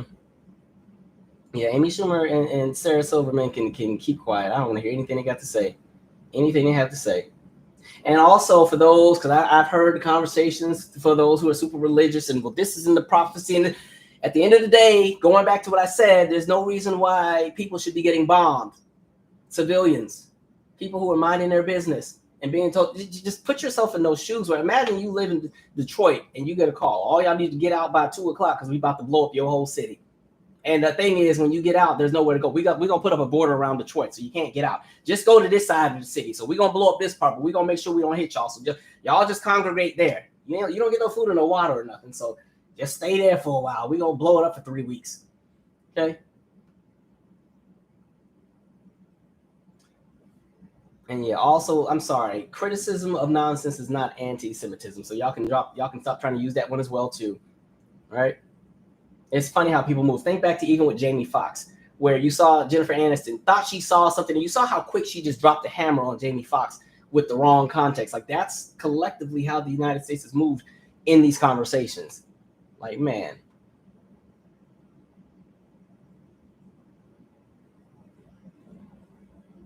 Marlon Harrison said, Black people and Native Americans have been speaking heavily about Israel and Palestine, which I've seen a lot of folks be very open about it, right? It's because at the end of the day, people are not trying to see people just get blown up. And then even as an American, even when you don't support wars, the problem is your tax dollars still funded. So even when you try to 100% be absolved from whatever's happening in the world, when you go to McDonald's and get that sweet tea and they tax you, there's a piece of that tax money going to fund some war, right? Like, man.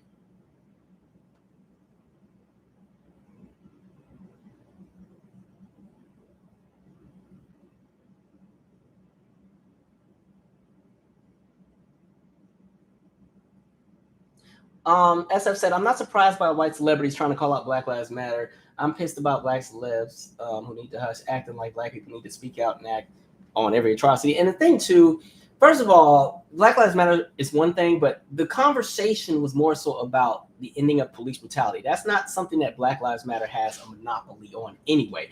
Like, those movements existed before Black Lives Matter. I want people to understand that too. And so, like, folks like to just kind of blanket every black issue and put it in the Black Lives Matter box and try to dismiss it off to something else, right? So even I think I saw, remember when I was going off about the all the cities were painting Black Lives Matter, like the symbolic stuff, and I was like, I'd rather have some policy, but you know, the mural or whatever, the street murals are cool. Murals are cool. You know, now you're seeing some politicians who are like, well, I think we should paint over those and now paint in support of whatever country. And I'm like, y'all, for some reason, okay, interesting. All right. So again, you know, when it comes to the rights of Black Americans, it's always transactional. You know, it's never unconditional. There's always a condition with our stuff, right?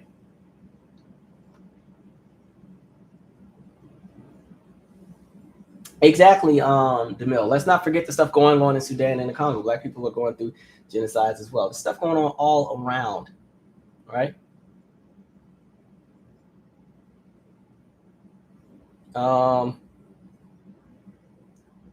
It keeps rolling. Blissed out said they're not going to stop. They said what they said. Or they want that land. And it is, yeah, Netanyahu's already kind of said his goal was to continue expansion into that region. I'm like, y'all got so much going on, man. So much going on. I really wish people would stop putting some of these terrible people in power, because everybody's collateral to their nonsense. Like I said, this is a domino, and if that domino falls a certain way, we're going to see. If you think stuff is only staying over there and not finding its way all around the world, y'all better sleep light. Okay, so man.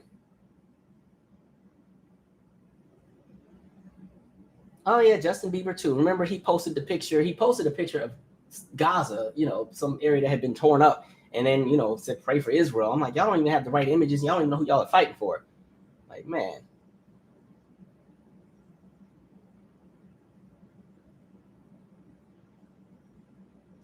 All right.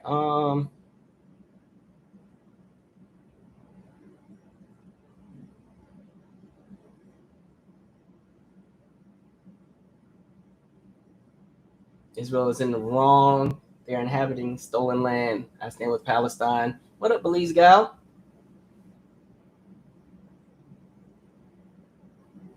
Our empire is crumbling. This is Tyler Hackner. Our empire is crumbling, and the powers that be are trying to desperately keep it up and prop it up. That's why I keep saying, like, that old guard just has to go. And the United States has to also be content with not being number one at everything. Well, one, we're not number one at a whole lot. At this point, we're just number one at GDP and military industrial complex. That's about it. But the United States has to be comfortable with another country or another region being able to thrive and exist at the same time. There's such a pressure to want to try to hold on to this old formula and foundation that has been falling apart for years, because really a lot of that fell apart because of greed and special interest, and folks are trying to hold on to it and it ain't working, right? That's why I'm like, Biden is on the wrong side of this. And by the way, what's crazy, both parties are on the wrong side of this argument collectively. There are people in both respective parties that are standing in certain spaces, but you know, overall, even if a GOP person was in power or if Trump was in power, the same thing was still going to be happening, right? And that's the crazy aspect of it. Even if Barack was in office, the same thing would have still been happening. If Bush was in office, the same thing would have been happening in regard to how the United States has responded. So I'm like, when they keep trying to put out these threats and China, y'all keep it real light with China. That's a war I ain't trying to be a part of. All right, they already got too many people over there to begin with. Like, man, y'all want to start stuff with all the wrong places. Pray to God that one of these days North Korea, Russia, and China don't say, you know what, let's just go ahead and deal with the US. You know, like, because that's gonna be, my God, that's gonna be the day I hope to live out in Bismarck, North Dakota. Lord.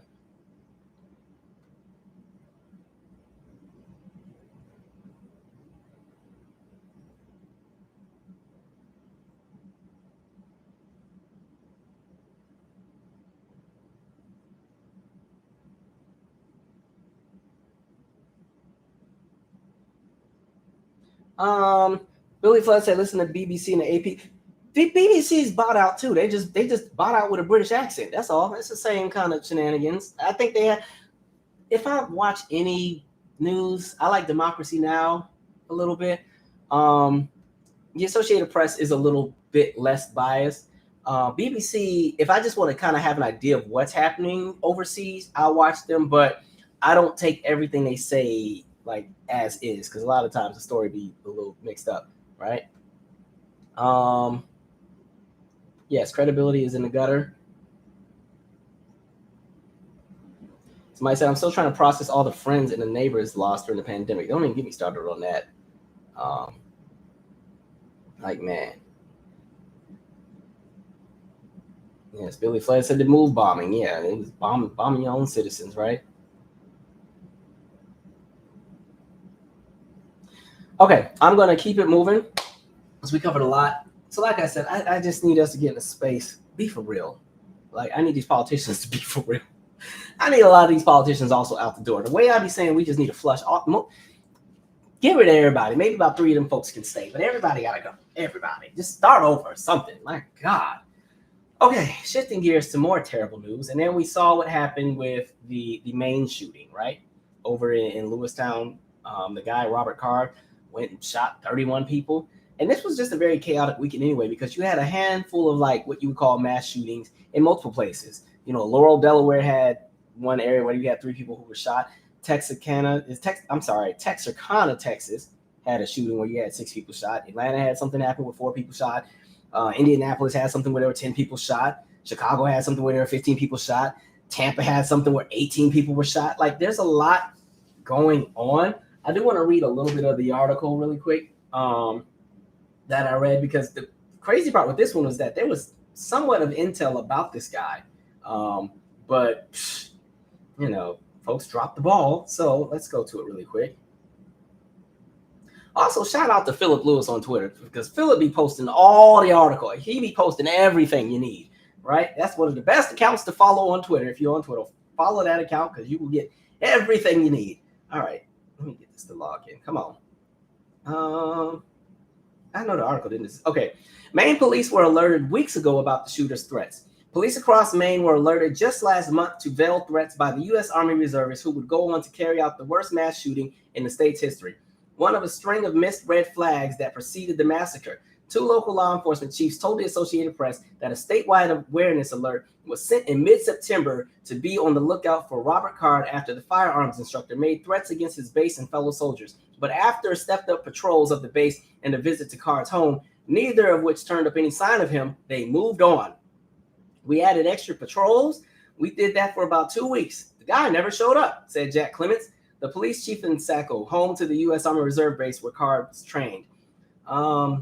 Sagadoit County Sheriff, I think that's what it's called, Joel Mary, whose jurisdiction includes Card's home in Bowdoin. Okay, man, y'all got some names with these cities. Said the Army Reserve tipped his department in September to the reservist threats.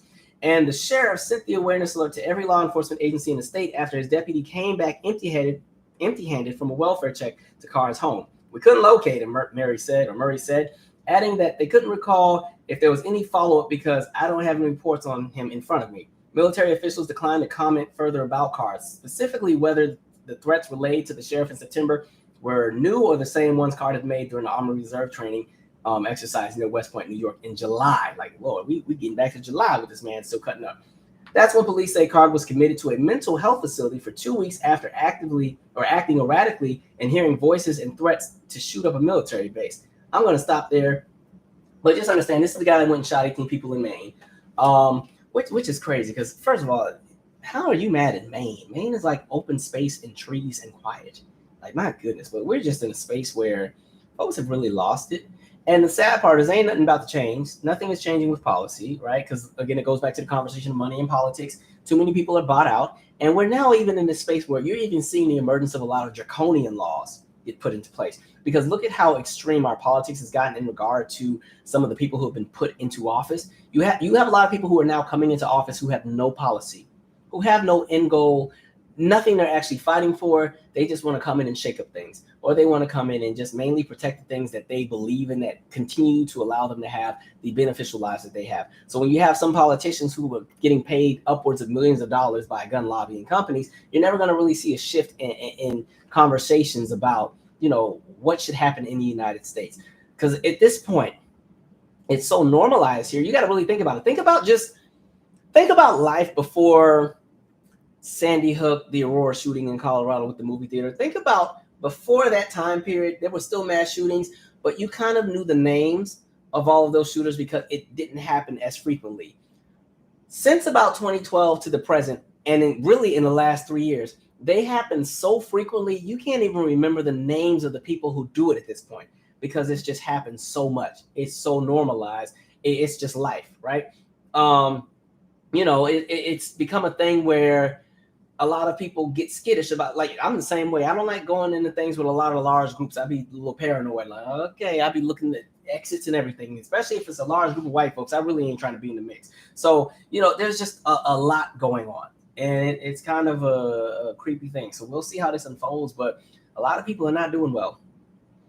And a lot of people also feel enabled. And it's to the point where some folks used to have the theory that a lot of people go and do these things and they like to be they like to be martyrs for these kind of things. But at this point, there's been so many mass shooters, you can't remember who's who. Now, this shooter actually was found dead. It took them forever to find him. I think the shooting happened Friday or Saturday. They just now, maybe before Friday or Saturday, but, they just now found him. He already took his own life.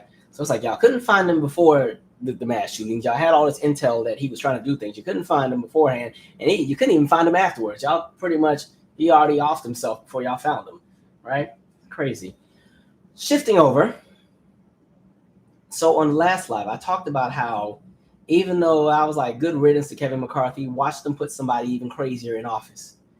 And here we are as far as our next Speaker of the House, Mike Johnson, who again is even loonier than freaking Kevin McCarthy, right? This is somebody who, again, the first order of business that he really wants to focus on is he wants to subpoena Hunter Biden because they're still doing the whole Biden impeachment inquiry. I'm like, okay, whatever, I guess. But, in addition to that, even with the conversation of Israel, the funding that he wants to use, because I will say this too, because a lot of people make the arguments like we got money for war, blah, blah, blah, blah, blah, and which is a valid argument. We got money for war, but y'all don't have money for schools, this, that, and third. Understand all of the money that goes into war is already lined item and put in the budget before anything. So when these people are going and saying we're requesting $40 billion for Ukraine or $40 billion for this, it's already coming out of that money or that pocket of money that was aligned specifically for foreign affairs. But with Mike Johnson, his conversation with Israel is like the money that he wants to pull specifically to use for Israel is not going to come out of that military line item budget. He wants to actually pull it out of something else because he's talking about the conversation of cutting to spending. So understand that that's probably a conversation of what they call entitlements, Social Security, Medicaid, Medicare, education, WIC, TANF. He wants to pull money out of that to send over because he's saying we need to regulate where our money goes. So it's going to be a very interesting time. He also somebody who, again, wants to kind of pretty much get rid of the EPA. Just make changes and pretty much gut the FDA.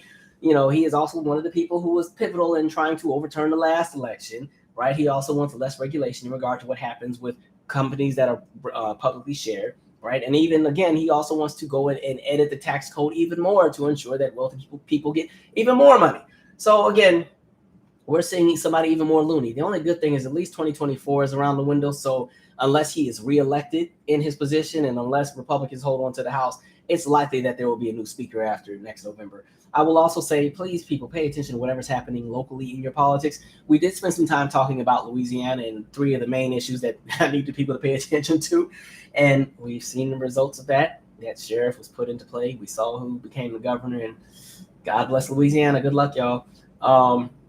So yeah, like I said, politics is not a one-dimensional seesaw, right? I need us to really understand, like, you're going to have to look at politics like the game of life. You know how, like, when you play life, and it gives you different pathways as you keep going. And, if you go this pathway, okay, this, that, and third is an option, or this, that, and third is going to happen. And, eventually you get back to a spot where you're on that same road and now you're going to come to another fork in the road. You keep getting choices. I think that's how you have to kind of look at politics, where you're on this road, you're on this journey. You have to keep figuring out which path you want to go in, as opposed to looking at politics as a marriage to whoever it is you get behind. If you get behind somebody, they don't do what it is that you like. Okay, all right, what's your next option, so on and so forth. But the idea of kind of this seesaw. Everybody run this way. Everybody run that way.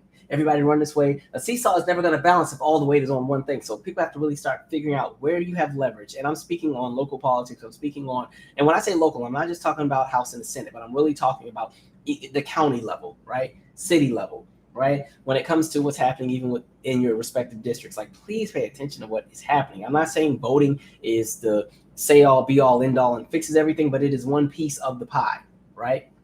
Anyway, we also see that Pence has dropped out of the election, which we already saw coming, so that's not even a big surprise. Larry Elder has also dropped out. It's starting to look more and more like we're going to have a repeat of 2020 in regard to who is running for office. So everybody hold your breath. All right, I'm going to pause and read some comments. Let us not repeat the same nonsense we've been repeating for decades. Like, people, please get in the game. Get your head in the game, please. All right? All right.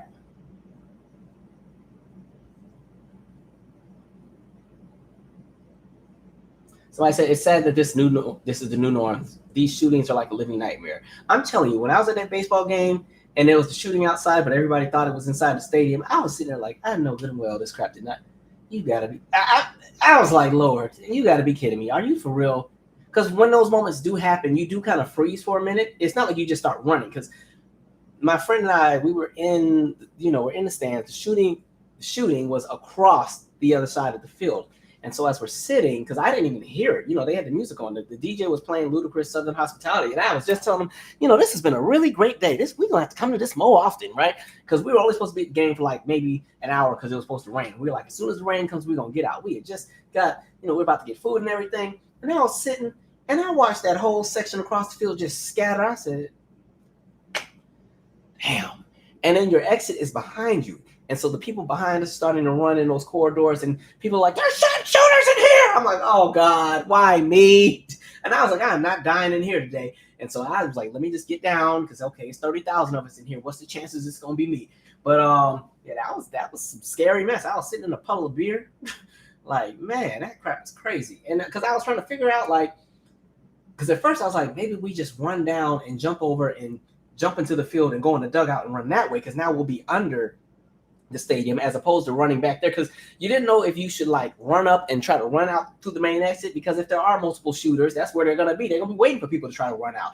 And so I was like, dang. And then you didn't know, because this is 2021. This is, we've seen the rise of white nationalism and extremism and all that crap. And we didn't know if this was like some white nationalist, white supremacist, we hate black people kind of shooters. And it wasn't but about 8 black people in the whole game, and 2 of us are together. And I'm like, so I can't even trust the people around me because they might be like, they're right here. So I was like, that was a wild night, man. Goodness. Anyway, I'm gonna read some comments. Somebody said, I have family in Maine, though, in Portland. Every time I think of the state of Maine, I think of the book Sarah Plain and Tall. Did y'all have to read that in elementary? I always remember that book. I even remember how the book started. Did Mama sing too? Like, it was, and the little boy Caleb was asking his sister about the mom because the mom had passed away when she was giving birth to Caleb. Yeah, that was like a book we read in like 2nd or 3rd grade. So every time I think of Maine, I think of Sarah Plain and Tall, the book. Let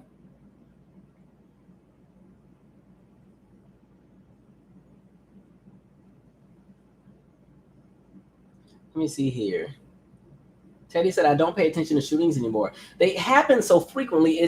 And I think a lot of people too as well are learning to just protect their mental peace. The news in the last few years it's everything is just terrible. The world has always been terrible. There's always been mass shootings. There's always been serial killers. There's always been bombings here and bombings there and all these crazy things. But it just seems like you're just bombarded with so much. And because we're now on social media, they have the term doom scrolling, where especially on Twitter, because I follow a lot of things in relation to global affairs or politics, I know automatically to not even look at the For You tab on Twitter, because I know if I go over there, it's going to be gloom and doom the entire time I scroll. So I purposely don't even look at that side because I know it's going to be some nonsense, right? So yeah, it's crazy.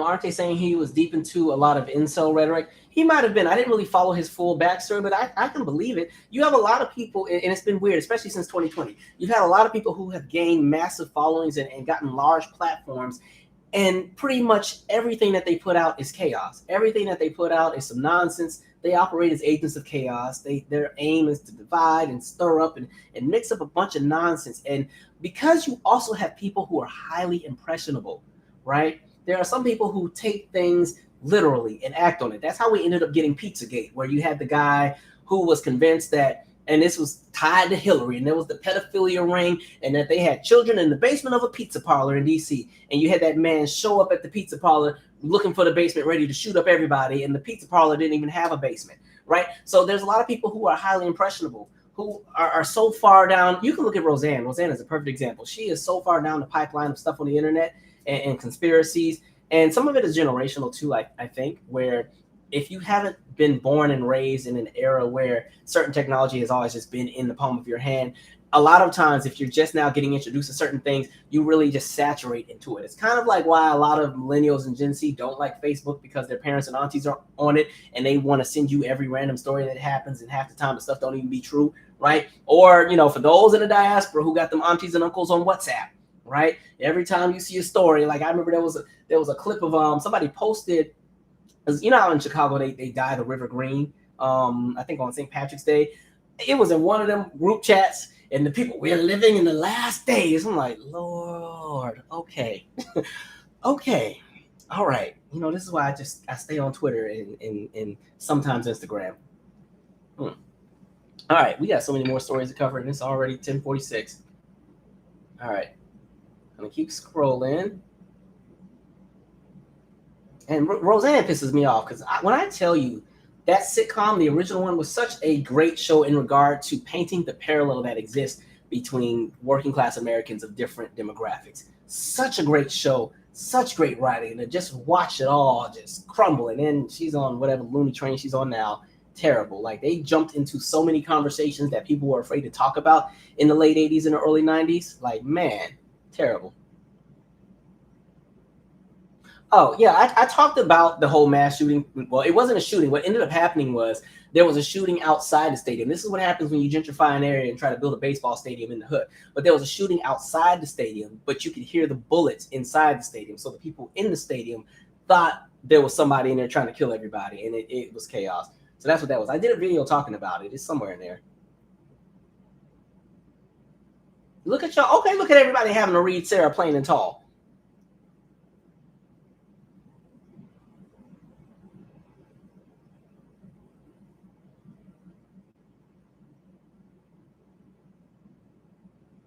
Okay, we're gonna keep it moving, because like I said, we got so much other things going on.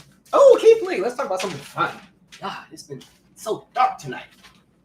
All right, Keith Lee. So I like Keith Lee. I don't follow a lot of people on social media. I made a TikTok and I never used it. I remember I announced to y'all that I made one, and it's just been sitting there for like a year and a half. I'm probably never gonna go on it. And when I made it, the idea was to take snippets from my videos and post it that way.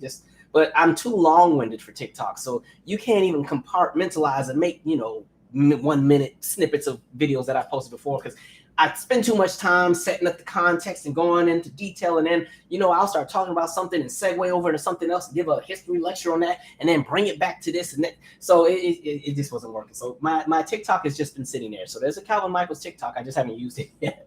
But so he's on TikTok and some of the other platforms.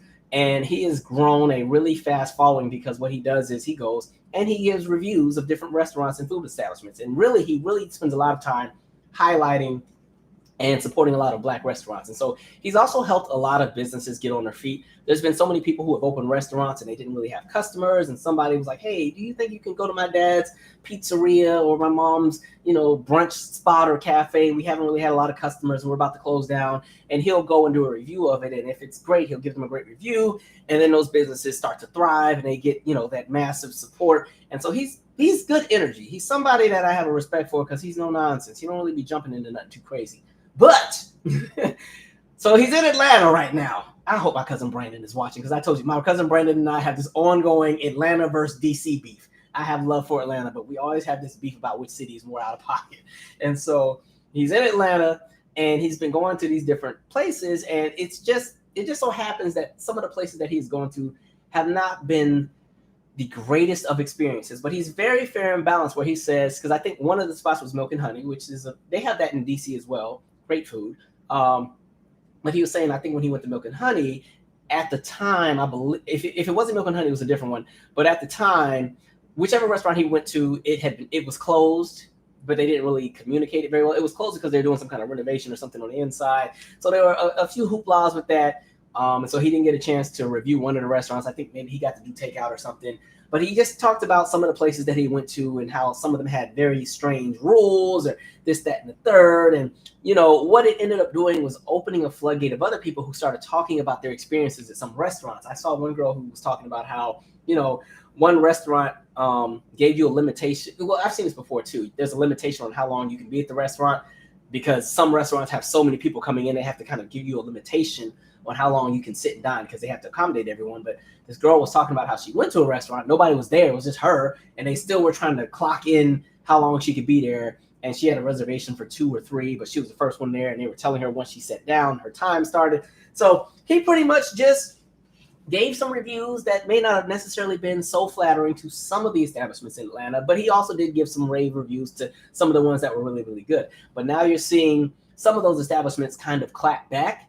I saw what happened with Milk and Honey, and I think if they were smart, they would have just posted some kind of apology and, hey, well, you're welcome to come, blah, blah, blah, blah. Instead, they kind of made a post that's kind of acknowledging like, okay, well, we'll try again, so on and so forth. But then they also released a video where they're kind of, I guess you can say shading the guy, like, well, who is he? And it's interesting because honestly, it does open a larger conversation. Now, y'all know I am all pro-Black businesses. I tend to go to those first before I go anywhere else. My dentist is Black owned. Everything that I try to go to is Black owned. I try to go to that first. A lot of my favorite restaurants are Black owned. But we do have an experience sometimes where there are some establishments, and it's not even just Black owned restaurants, but it is some restaurants where, some places just do too much. I don't like going to establishments where they act like they're doing you a favor because they're open, especially in a place like Atlanta or DC or Houston or New York or Chicago, where there is an abundance of restaurants to choose from. I can understand if you're in, sweet potato Greenville town and there's only one restaurant on the entire strip and the next restaurant won't be for 30 miles. I can understand then, yeah, you kind of got an attitude because y'all ain't got no choice but to come here. But for a lot of these places, yeah, some of them are very out of pocket with how they move. I'm not even going to name drop because I don't want to take away business from anybody. I would just hope that some businesses do a little better. Because even even with some restaurants that have the idea of like no substitutions, I understand if the menu has a bunch of items that are very hard in regard to substitutions because it will change the palette of how the entire meal tastes. Like when you have some of those complicated dishes, that makes sense to me. I understand. Some things you can't substitute some things because it'll mess up the whole dish. That makes sense. But when it's a conversation of, can I substitute my fries for mashed potatoes? And you're like, oh, no substitutions. Be for real. It's boxed freaking mashed potatoes and it's fries out the box. Relax. Like that kind of stuff can kind of piss you off a little bit, right? And the other thing too, like, I don't know. I would like to see more variety with some of these establishments because I really do be trying to support everybody. But I think a lot of the restaurants right now, a lot of them have that same kind of essence where it's kind of like a restaurant/club, which is cool. I like it. They be having a little brass wall and the DJ be cranking the music, sometimes a little too loud. You can hear the music from the parking lot. And then when you get there, they got your order messed up because the server couldn't hear what it is you ordered. And then when you try to tell them to correct it, they got an attitude. And then the manager got to come out and like, Lord. Right. So, yeah, I would like to see a bit more variety sometimes with some of these establishments because I think you're seeing too much of the same thing. And then some of them got that mean bouncer because, again, now that this restaurant is almost a club, you got that bouncer that can't wait to punch somebody in the face. They are waiting for the opportunity. And all you're trying to do is just get some lamb chops. Right. And now you better come correct and act accordingly as you stand in line to get into this restaurant. I'm like, dang, y'all are real intense up in here. And so I would just like to see a little more variety in the choices, right? I would also like to free us from Henny, but whatever. As soon as I see Henny wings on the menu, I'm like, oh, here we go. It's going to be a time up in here, right? And again, I'm not even judging. I try to support all these places. A lot of these places have really good food, but yeah, some of these spots have some crazy rules, right? And again, that's not all the spots. Actually, it's not even the majority of them, but a lot of times it's the really popular ones, right? And some of them, because I think in Keith's video, he was talking about how one of the places they charge $1 for butter. Why are you charging people $1 for butter? You're probably also charging a service charge for just coming there as well, on top of the gratuity, right? So like stuff like that is chaotic to me. You're charging for butter. Be for real, right? Some places have refills on water.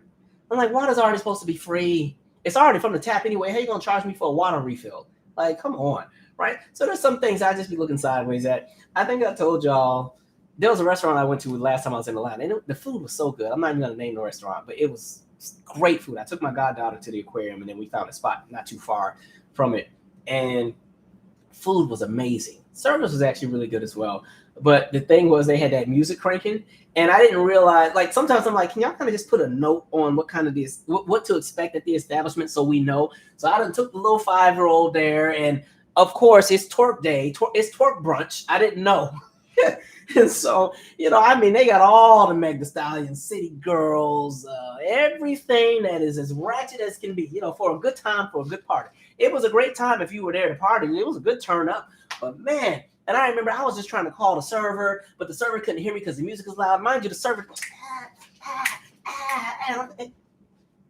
hey, and then I got the little girl. I'm trying to cover her eyes from some of the stuff because now folks are dancing on top of each other. I'm like, damn, man, can I just get some syrup? So it's funny. And then, it's funny. I love us. I love us. I really do, because Black people are so funny to me. But dang, I just want to see some variety. So I don't think it hurts to hold establishments that you want to see succeed to just a higher standard. Like, understand, I don't get behind Black businesses just because they are Black. Don't think that just because you're a Black business, you can treat your customers any old kind of way. And again, we're supposed to get behind you. We can still hold you to a certain standard, all right? And also, this is not a conversation where it's bashing Black business. That's not how I move, right? Because at the same time, folks go to McDonald's and get treated terribly all the time and still go there. So please do not use this as an opportunity to say, yeah, that's why I don't do no Black business, because when I went to so-and-so 10 years ago, I ain't like how they treat me, so I don't go. That's not how we do things, people. I told y'all the story about my dentist, right? I told this on one of my videos years ago. There was a dentist I went to in DC. And long story short, that time period where I was unemployed after undergrad, I didn't have any health care, right? And so, living in America, I finished college, and because I was not going to grad school, I didn't qualify for the Affordable Care Act at the time, and I wasn't working, and so I didn't have health care, I didn't have dental care. So there was like about a 1-year period where I wasn't able to, get dental work or anything. So finally, after I relocated back to DC, after I had my job at the center with kids, I finally had dental care. So I found a dentist, went. And so the dentist, I already had a filling that needed to be corrected. I used to go to this dentist that I grew up with, and there was a filling he did that he didn't do properly, so it needed to be corrected. And so this dentist in DC he was supposed to fix that, but he was like, oh, actually, you need a crown instead. I was like, normally they put a crown if the filling has gotten bigger, or if it really is, there's nothing left they can do with it. They give you the crown if they want to still save the tooth. And I said, crown? This doesn't, because it wasn't even giving me any problems. I just knew it needed to be fixed a little bit. So like an idiot, I went and got the crown done. And then, they give you the temp crown that they put on. And so the lady was like, if the temp crown breaks, just keep the area clean. The temp crown broke before I even got in my car, right? I'm going to the car, it cracked. I'm like, damn. No, actually, that's not true. That's not true. I made it home. I don't know if I ate something. I don't know what I was. Whatever I did, it wasn't anything hard, crunchy, but it cracked. Right. So then I called the dental office like, hey, my temp just broke. Like, y'all just put it in like an hour ago. And the lady's like, just keep it clean. Don't worry. Your permanent want to be here in a week. I'm like, wait, I got to go a week without, I got a partial tooth. I'm already pissed off because really I didn't need the crown. But I went ahead and got it, listening to the dentist thinking, he knew what he was talking about. Temp crown's broke. I got to go a week without the crown. My permanent crown does not come for 3.5 weeks. Right. I'm calling like, hey, y'all said it was going to be a week. It's been 2 weeks. It's been 3 weeks. It's been 3.5 weeks. Finally, they bring me on in there. They put the crown in there. Crown is all good. Finally. So but that was some nonsense because, I was purposely eating on the opposite side of my mouth because I didn't want anything touching that area. Because it's, if you have a temp crown and it comes out, that tooth that's there, because if you've ever had to get a crown, they shave around the enamel and shave to like your tooth is like a stump, so it's extremely sensitive because your tooth is still a nerve, right? And so I didn't want anything touching that. So I go in for the follow-up, and then he tried to tell me I needed 19 fillings. I said, what?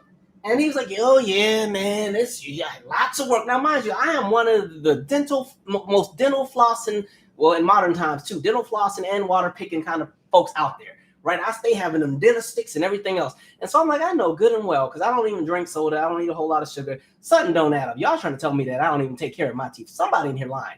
And so I was like, I'm not going back to them. So I went to another dentist just to make sure. And they were like, nothing's wrong. You don't need any fillings. I said, really? Oh, really? Okay. Now, mind you, that was also a black dentist. So I went from the bootleg black dentist to the black dentist that actually they were about their business. But so, yeah, let this not be a conversation of you have one bad experience at a black business and you don't go to anymore. Like I said, I had a horrible experience with that first dentist who was a scammer. And when I finally looked on Yelp and saw all the 1 stars and how he pretty much was doing the same thing to everybody, telling folks you need 19 fillings, you need 20 fillings. He does preventative work to stop where he thinks fillings may be coming in. He's a full scammer, right? Once I saw the Yelp reviews, I was like, yeah, next time do your research before you just start going and letting people cut into your mouth. Because then I realized I probably didn't need that crown either. They just needed to correct what was done wrong with that filling from a different dentist over on the West Coast. But so then I found a different black-owned dentist that was a really great one that I still go to, right? 10 years later. So there's that. All right, I'm gonna read some comments really quick. Let me see.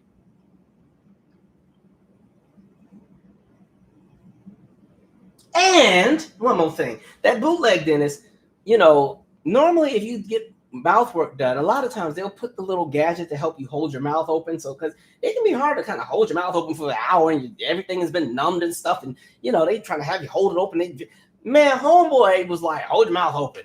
And then, I'd be falling asleep on the table. I'd be nodding off. Yeah, hello.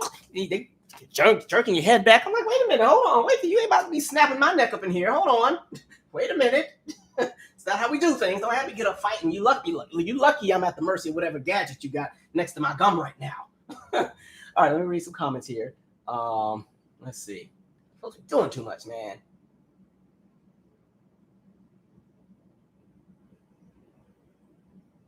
Yeah, but some of those restaurant folks have been trying to give Keith Lee a hard time. Leave him alone. He's actually trying to bring business to y'all. Just have your service and stuff be where it needs to be, right? Ashley said restaurants seating time limit started during COVID. Well, yeah, some have always done that. I remember that, especially because they were trying to, keep stuff moving, and a lot of restaurants had to cut down how many people could be in the restaurant because of the social distancing. So yeah, I understood that. But there's some places that have always been like doing that anyway, and then there are some that are still doing that after COVID, which is very weird to me. But yeah. And really, the restaurants that give you the hardest time are usually the ones that are more so tourist attractions. They're usually not reflective of the restaurants that are more so native to the residents of the city that they've been going to for years and years,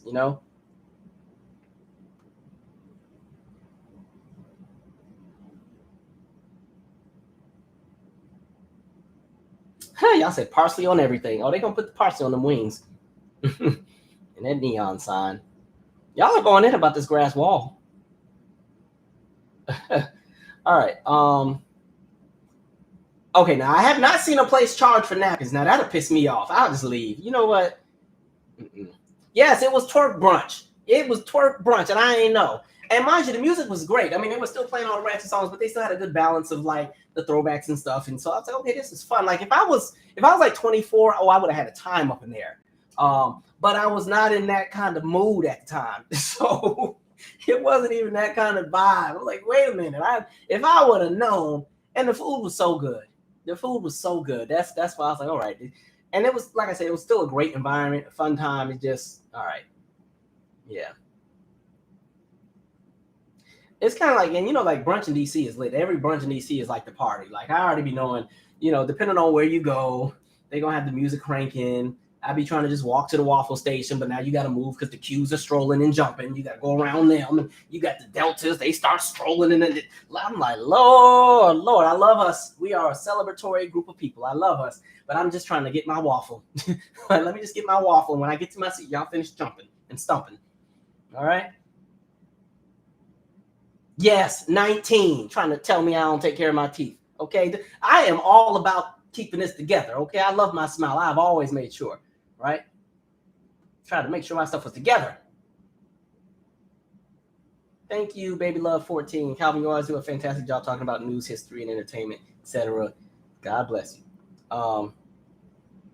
Hey, Baby said, I'd like to go to a rooftop brunch in DC. Brunch in DC is so much fun. There's some really great ones. Like, that's the other thing, too, because this even jumps into, I'm going to shift right into my next topic.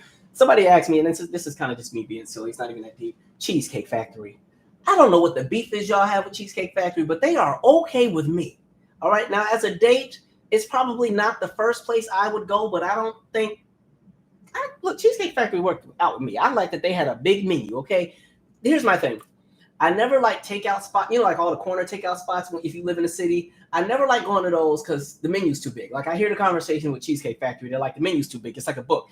My thing is them corner spots scared me because the menu would be too big. Like you would go to whatever little corner spot in the city. Like when I was still going to Howard, I used to always go to Dandy's. Or I never did Ho Chi. It was called Howard China, but we nicknamed it Ho Chi. I never went to Ho Chi because I walked past it one time and said I've never eaten there. But like Dandy's used to freak me out because that menu would have hamburgers, lobster tail, pizza, chicken nuggets, shrimp fried rice, lo mein, everything, broccoli and beef and broccoli. What else did they? I mean, I think I said wings already. Catfish, fish sandwiches, breakfast, and they would have all of that. But only one stove and one cook in the back. And I'm like, who's making all this stuff? And where's this stuff coming from? So I was always kind of nervous about the corner spots. So at least with the Cheesecake Factory, it's a whole restaurant. So even though they got this big old book full of stuff, I know there's about 8 cooks in the back. And so everything is not going to be in the same grease, right?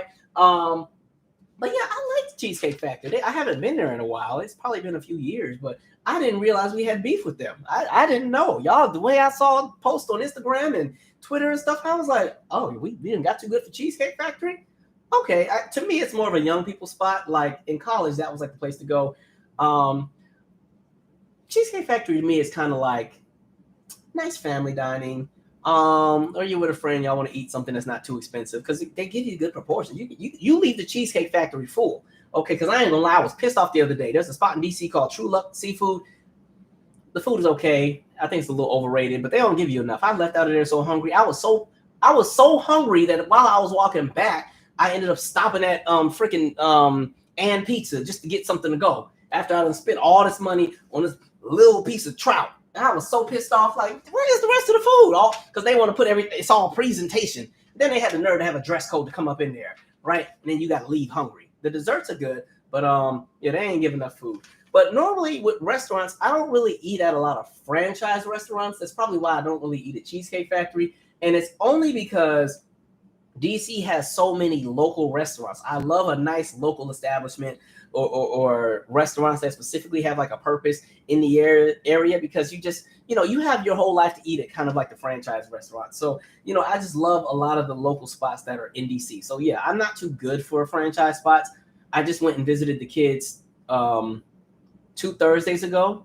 And so I took all my boys to IHOP because, they're all like, or it was my younger boys. So like my 10 and 11-year-olds and 12-year-olds, I took all of them to IHOP, right? Because now this is when it works because, okay, you're trying to feed everybody, right? We are definitely not going to the more expensive spots. This is when we go to the franchise. IHOP is going to work out because, hey, they got all kind of choices. You got breakfast, you got lunch. What y'all want? You want French toast? So yeah, trying to feed all them kids out of the goodness of my heart because I paid out of pocket, right? So yeah, I'm not too good for Cheesecake Factory. I don't know what the beef is with them, but everything I've had there was good. So I don't know if this is just folks pretending that, because we're now in this space where, especially on social media, everybody wants to act like they all make $290,000 a week. Everybody then got too good for everything, right? So I guess. Now, like I said, as a date, I'm probably not taking you to Cheesecake Factory just because there's so many other places I would love for you to try. But I'm not against Cheesecake Factory. If I'm with a group of friends and we just went out somewhere and what y'all want to do? Well, okay, there's Cheesecake Factory. Sure, let's go and get it because they got some bomb shrimp scampi. I guess I can settle for the salmon. The salmon's gonna be jumping. I can get some fries. They're gonna give me a salad. They got all kind of drinks to choose from. Y'all playing around, doing too much. Everybody want to be bougie in the wrong tax bracket. Okay. Anyway, let me read some comments before I get back to a few more heavier stories.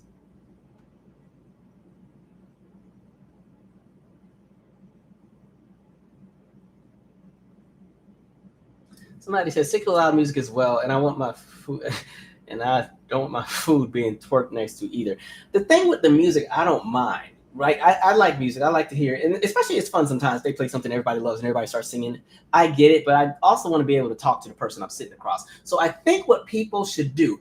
There is a restaurant I went to in LA. Damn, I don't remember what it's called. Kendrick Lamar owns it. Somebody might know what it is. But what they do, which is so smart, all of the booths or the tables have a special mic at the table, so they can have the music as loud as they want in the restaurant.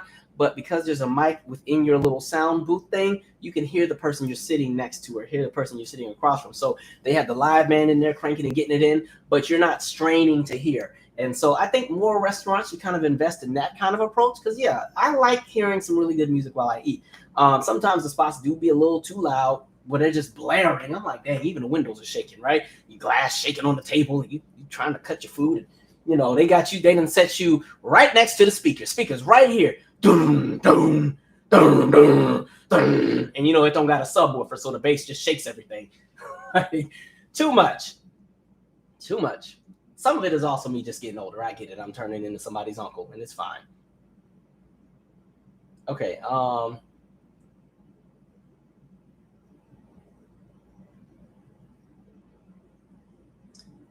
Jane Doe Girl said, Milk and Honey playing around, not accepting orders and declining business, saying they were closed for deep cleaning, then tried to run it back once they realized it was Keith Lee.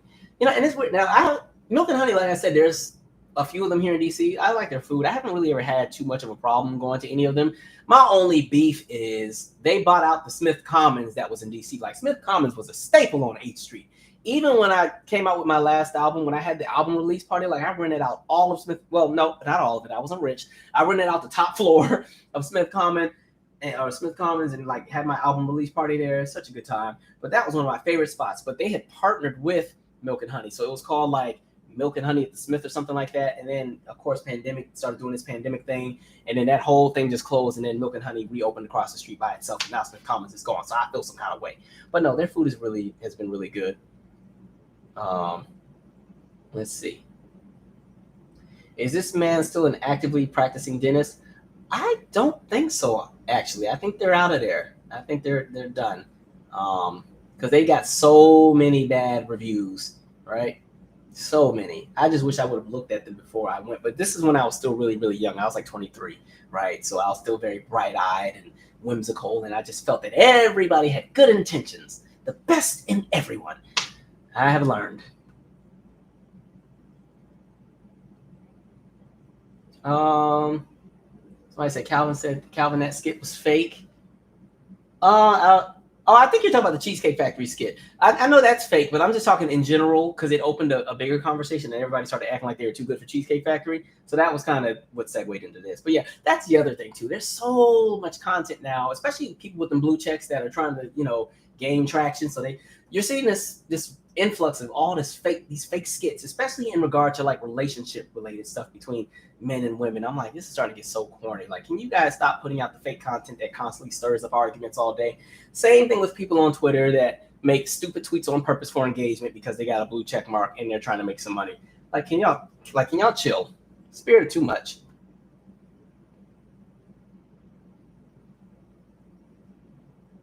Somebody said Spirit or Cheesecake Factory used to be a fancy restaurant. I'm gonna come back to that comment. Yeah, especially growing up in Spanaway, where I grew up in Washington, because we were in a small town, there weren't a lot of local establishments unless you got into Tacoma or you went to Seattle. But Spanaway didn't really have a whole lot, minus like this one Mexican restaurant. And so all of the restaurants, Spanaway didn't even really have restaurants, so you had to go to Lakewood, Tacoma.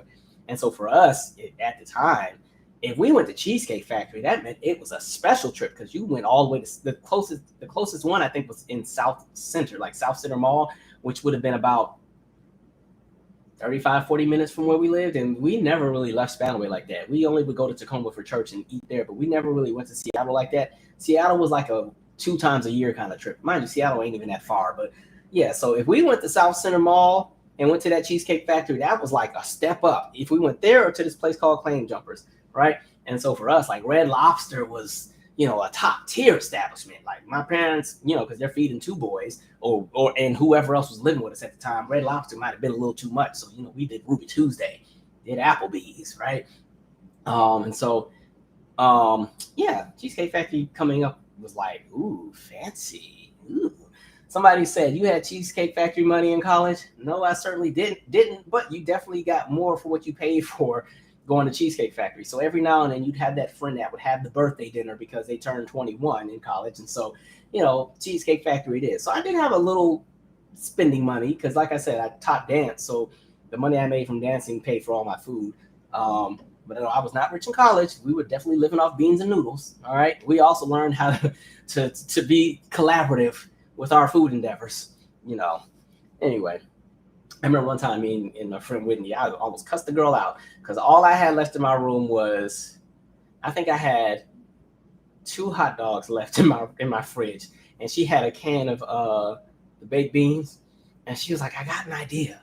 Why don't you and I'll cook the beans, you make the hot dogs, we can cut them up and make some beanie weenies. And I started doing the math in my head, and I'm like, because she had the little can too. And I was like, wait, so you're going to use my last 2 good hot dogs to make some beans and I got to share with you, when in reality, I probably have more if I just eat my 2 hot dogs and you eat your beans. Like, we were in the trenches at one point, depending on what time of the year it was. So, yeah, I was, and I remember there was this cat, Andrew. I remember Andrew had asked, could he borrow something out of my room? It might have been a book or something.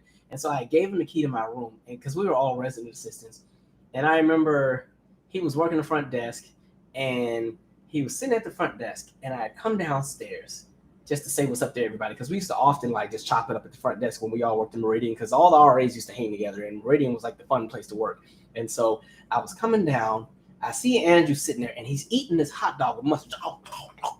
And Andrew never had food in his room. And I looked, and I just knew he went in my room and took my last hot dog. And I went, and I came down that escalator.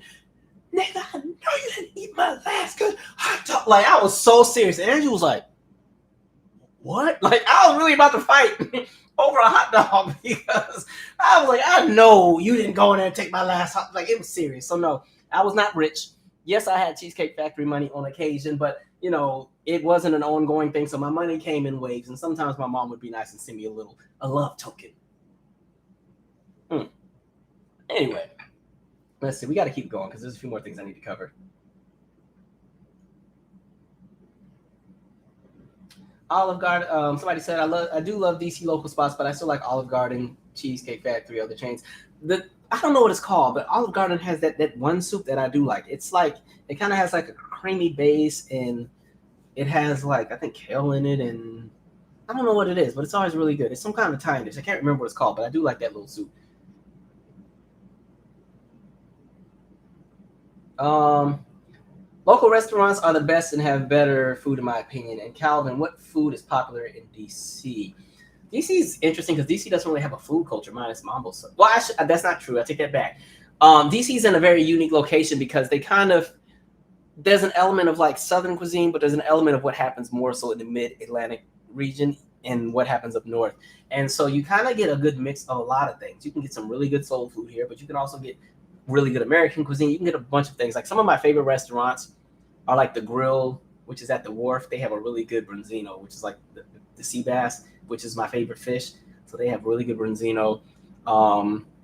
Carolina Kitchen, I think they're still okay, but they're pretty good for soul food, especially if you just needed takeout. I like the Smith. I like Hot and Juicy, which I think is actually in multiple states. That's kind of like the seafood place where they drop the seafood on the table. I like them. I like a lot of the spots that are on the water, but this whole area in general, because what's kind of dope is Baltimore's right there, and Baltimore has really, really good food. And then Virginia's right there. And so this whole 50, 60 mile radius, there's so many spots to choose from. So I'm always looking for good spots. And even at my current job, one of the ladies I work with, we're always going back and forth about new places to check out in regard to food. So there's some great spots. Somebody said Hot Juicy is gross. Well, damn, look, I ain't been there in a minute, but they were all right with me. I don't know which one you went to. They've always been good to me. Toscano soup. That's what it's called. Yes. I really like that. Look at me living in Italy and not even knowing what the thing was called. Damn, why y'all getting y'all ain't letting Hot and Juicy live? Whatever. They've been all right with me. All right. Okay, we gotta keep going, guys. I got some other things to cover. Also, rest in peace to Richard Roundtree. Remember, he was the original Shaft. And it's crazy because he definitely had a career that just continued. Like he had been working since 1970. Okay, and especially in Hollywood, to still be a relevant actor for 40, 50 years. That in itself is an accomplishment. He lived to be 81, and I think that's one of the reasons why. And I've said this before with a lot of the other legends and established entertainers that have passed at old age.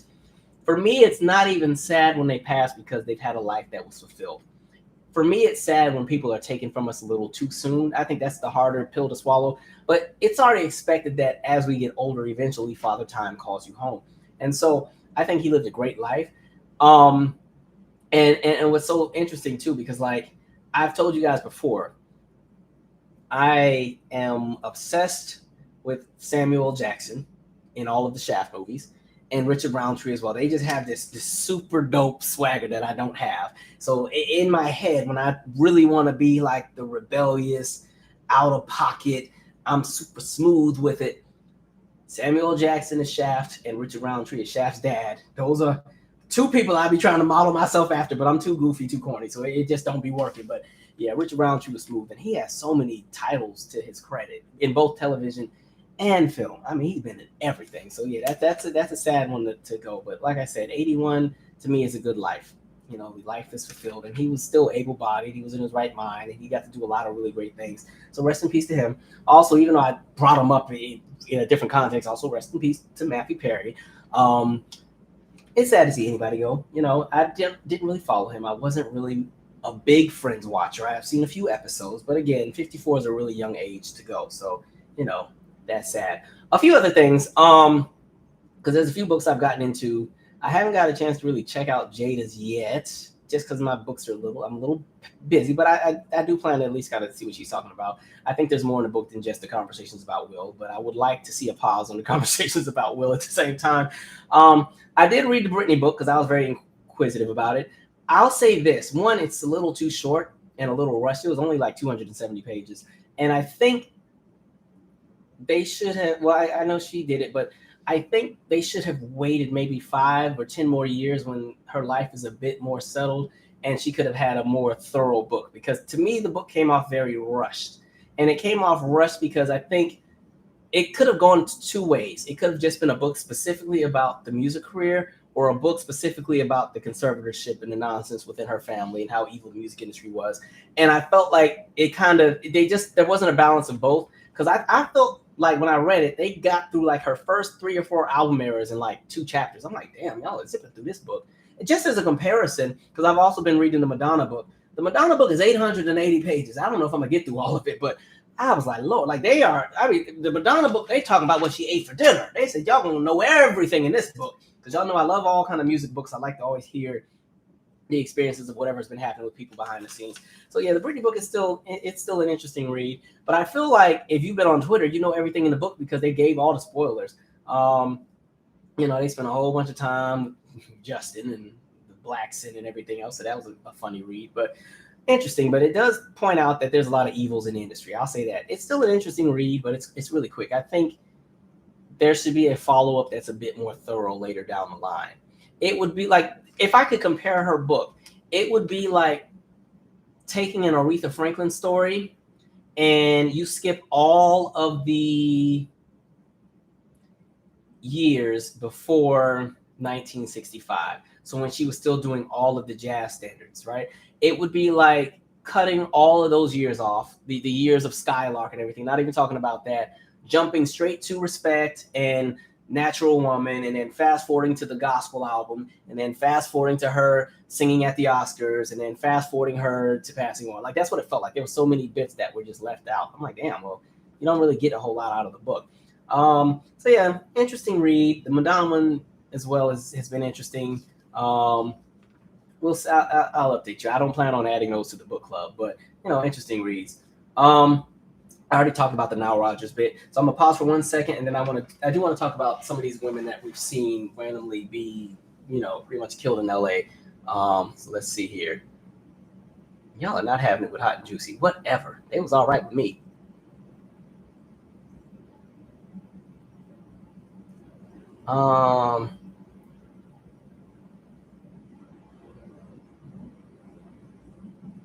Belize gal. Damn, he died. Where the hell have I been? Well, it just happened. I think what yesterday or day before. Um, yeah, 81's a good age. Like even with my grandfather, because my grandfather's he's 90, so I'd like every day is it's a miracle we're still here. I love it that you're here. Let me see here. We're gonna keep going because I'm gonna get through these other topics. Why are these okay? The next YouTube ad I see that comes, I'm gonna block it so we can enjoy. I really need YouTube to go back to the format they had before they put these stupid ads right in the middle of the video, because as a creator, you're in a bind, because if you don't allow the ads, you don't get the revenue, right? And the only revenue you will get is revenue that comes at the end after the video's been uploaded. If you get the ad, yes, you get the revenue, but it's at the expense of the people who are watching. Right? And then they also don't give everybody an ad at the same time. So some people get the ad, some people don't.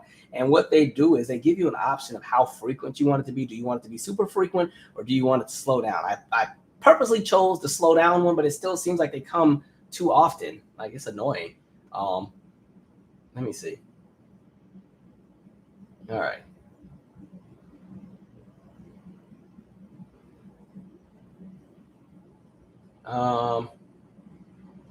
Somebody said in the Madonna book, did they talk about how she dated Tupac and how he broke up with her? Listen, when I say this book is so freaking detailed, I think I'm in chapter 14 or 15, and we're not even we're barely at the Like a Virgin album. We're only an album and a half in. We're in like 1985, right? Now, man. And then even if you listen on Audible, the Britney book is like 5 hours. The Madonna book on Audible is 41. I think I'm on hour 11. So they've gone in, and it's a lot of detail. The approach with the book is the same way that what's his name, David Ritz did the Aretha book, where you get a lot of interviews and insight from people who were in her circle, and then you base the book off of that commentary. That's the approach with it. So yeah, and it's hard because I'm like, Madonna, you cool, but 880 pages. Like I try to read some stuff with a bit more correlation to my experience in life as a Black person, or I'll give that to an Aretha Franklin. Madonna, I'm gonna give it to just because I think she does have an interesting story. But damn, man, I ain't this dedicated. Lord. Okay. All right. Yeah, if I see another ad, I'm gonna try to skip it before it pops up. The other thing too, y'all know I be talking, so when the ad comes, I don't even see the little bar thing. You gotta add. Somebody said, are you going to talk about how Britney called out Justin using black accent around Black people? But I feel like we always knew that. That was all. They even made fun of that on The Simpsons. Remember the Simpsons episode when Bart had the boy band with Milhouse and what's the I forgot Nelson and somebody else. They had the boy band, and then NSYNC was on there, and it had like the Simpsons version of Justin with the cornrows. And word, I was like, Lord, crazy. Yeah, so that's the thing. Oh, speaking of, this is unrelated, and it's going to be funny when I tell you how I just correlated this to the next topic. I can't wait because we're going to review it too. They're doing the 40th anniversary of Michael Jackson Thriller documentary that comes out December 1st. I cannot wait to review that one. I think we'll do a live when that comes out.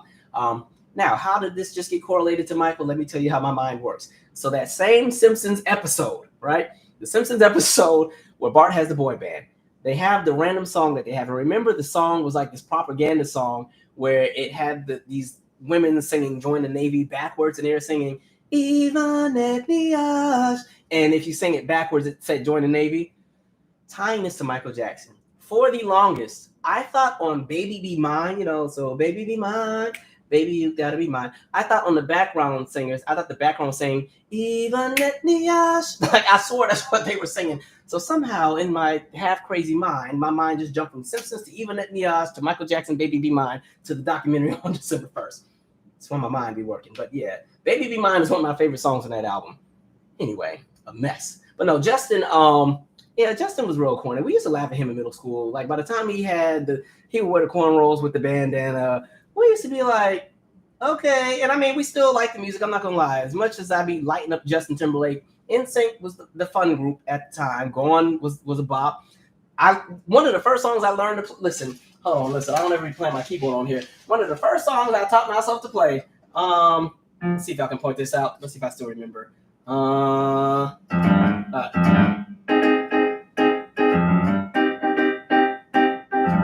Like, listen, when I learned, I used to learn. Remember, if y'all remember that song, that was what, Girlfriend.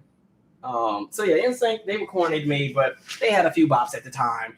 And yeah, even when Justin went solo, it was corny, but the music was good. And we were like 12, 13. No, I was older. I was like 12 or 13 with NSYNC, but by the time Justin had gone solo with the Rock Your Body and all that crap, that was like middle high school for me. He was corny, but he was smart. He worked with all the right people to enhance his sound. But yeah, it is what it is. A lot of folks were saying, "Oh, this book is gonna end his career." I don't think it is. Justin's already kind of locked into his Justin space. So there's that. Let me see here. What else did I want to cover? Okay, that one can go. Great stage, beautiful stage. Okay, yes, I do want to talk about these. So actually, I'll read the comments since this is happy commentary, and we're about to shift one more time to something a little bit heavier.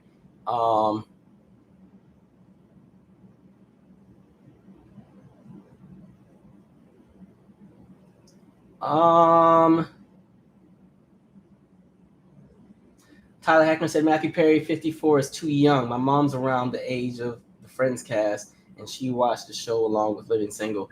Yeah, 54 is really young. The thing is, as you get older, you start to realize how young you really are, because you keep thinking you're so old until you get around other people, right? So even like I was telling some of my old classmates from undergrad, because we're convinced that we're the old Howard students, but then as soon as you talk to somebody who finished at Howard back in like the 90s, they'd be like, y'all are babies. Like, okay. Let's see.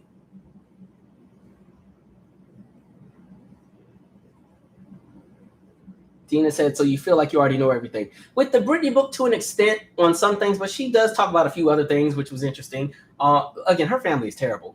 Terrible. It's bad when you can't trust anybody in the family because everybody's greedy. Like, that's some nonsense. Crazy. No, Hot and Juicy is not a strip club.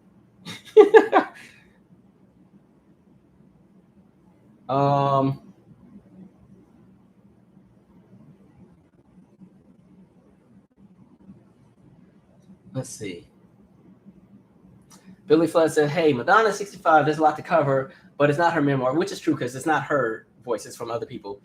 She's working on her own memoir. But I will say the book is not really bashing her either. So it's a pretty fair, whoever wrote the book is clearly a fan. So, they're not really going in on her on anything like that. No, Charlton. It was The Simpsons. South Park had a boy band episode, but that was because they had two boy band episodes. I don't know why I know all this. They had the one where they had the Christian boy band, which I had to ask for forgiveness for laughing at that episode. That episode was hilarious. And they had the other one where they had the boy band and they had the song Finger Bang Ya. Like, there's that. But The Simpsons had an episode in like 2001 where Bart and Milhouse and Nelson and I want to say Ralph had a boy band. And they were a boy band because the Navy was trying to find a way to recruit people. And so they used the boy band and put all this hidden language in the music and made them perform all these songs. So yeah, it was like 2001-ish, that episode. I don't remember what it's called, but understand, I was obsessed with The Simpsons. Like, I know every episode like the back of my hand up till about season 10. All right. No, believes God, I didn't correlate this to Janet. But if we wanted to go there, Janet is singing backgrounds on PYT with LaToya. All right. That's them. All right.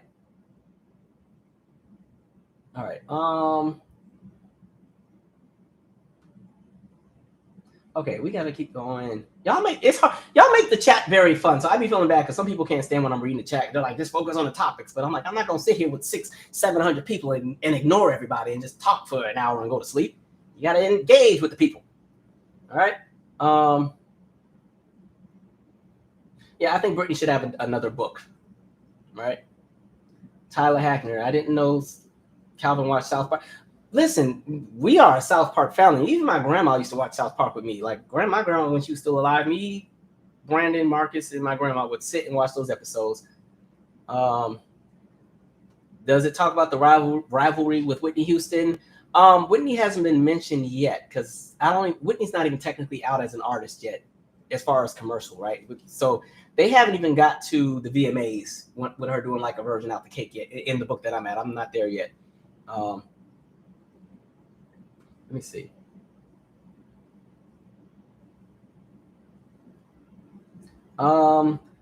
J Bug 88 said, I remember playing an NSYNC CD back in the day, and my mom's friends said they sound black. I didn't get it at the time.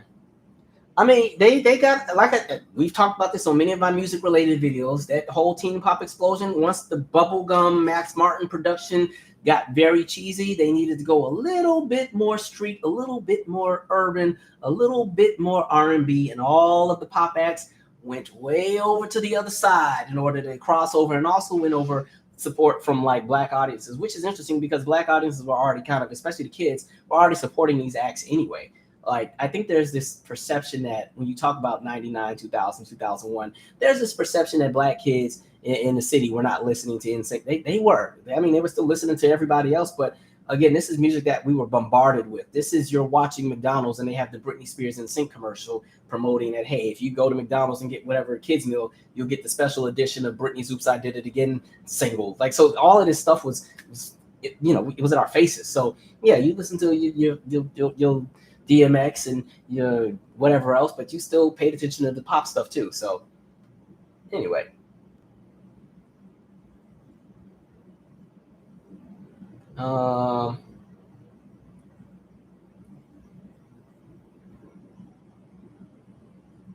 Yes, bombarded. I'm glad y'all get it. Exactly, Stella Avenger. I did like JC Chaz's verse on Black song "Bring It All to Me."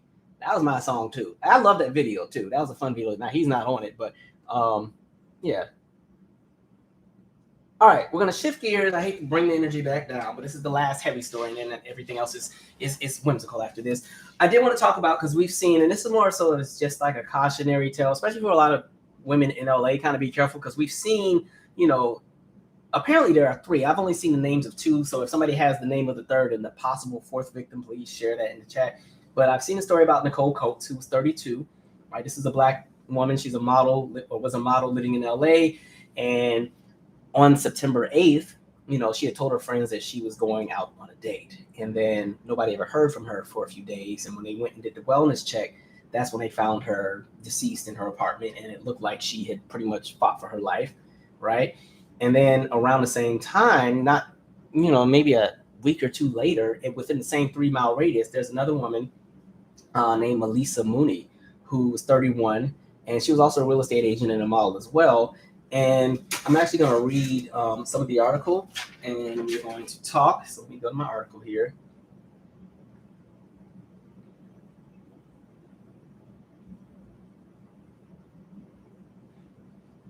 All right, everything to load up. Okay, LA model Melissa Mooney found dead in refrigerator in downtown apartment, officials say. A 31-year-old model who was found dead inside her Los Angeles apartment was severely beaten, bound, and gagged, with her body discovered inside a refrigerator, according to an autopsy report released Friday by the Los Angeles County Medical Examiner. Melissa Mooney was found dead in her apartment in the 200 block of South Figueroa Street around 3:55 p.m. September 12th. So mind you, that's only 4 days. I said 2 weeks earlier. Correction, only 4 days after Nicole.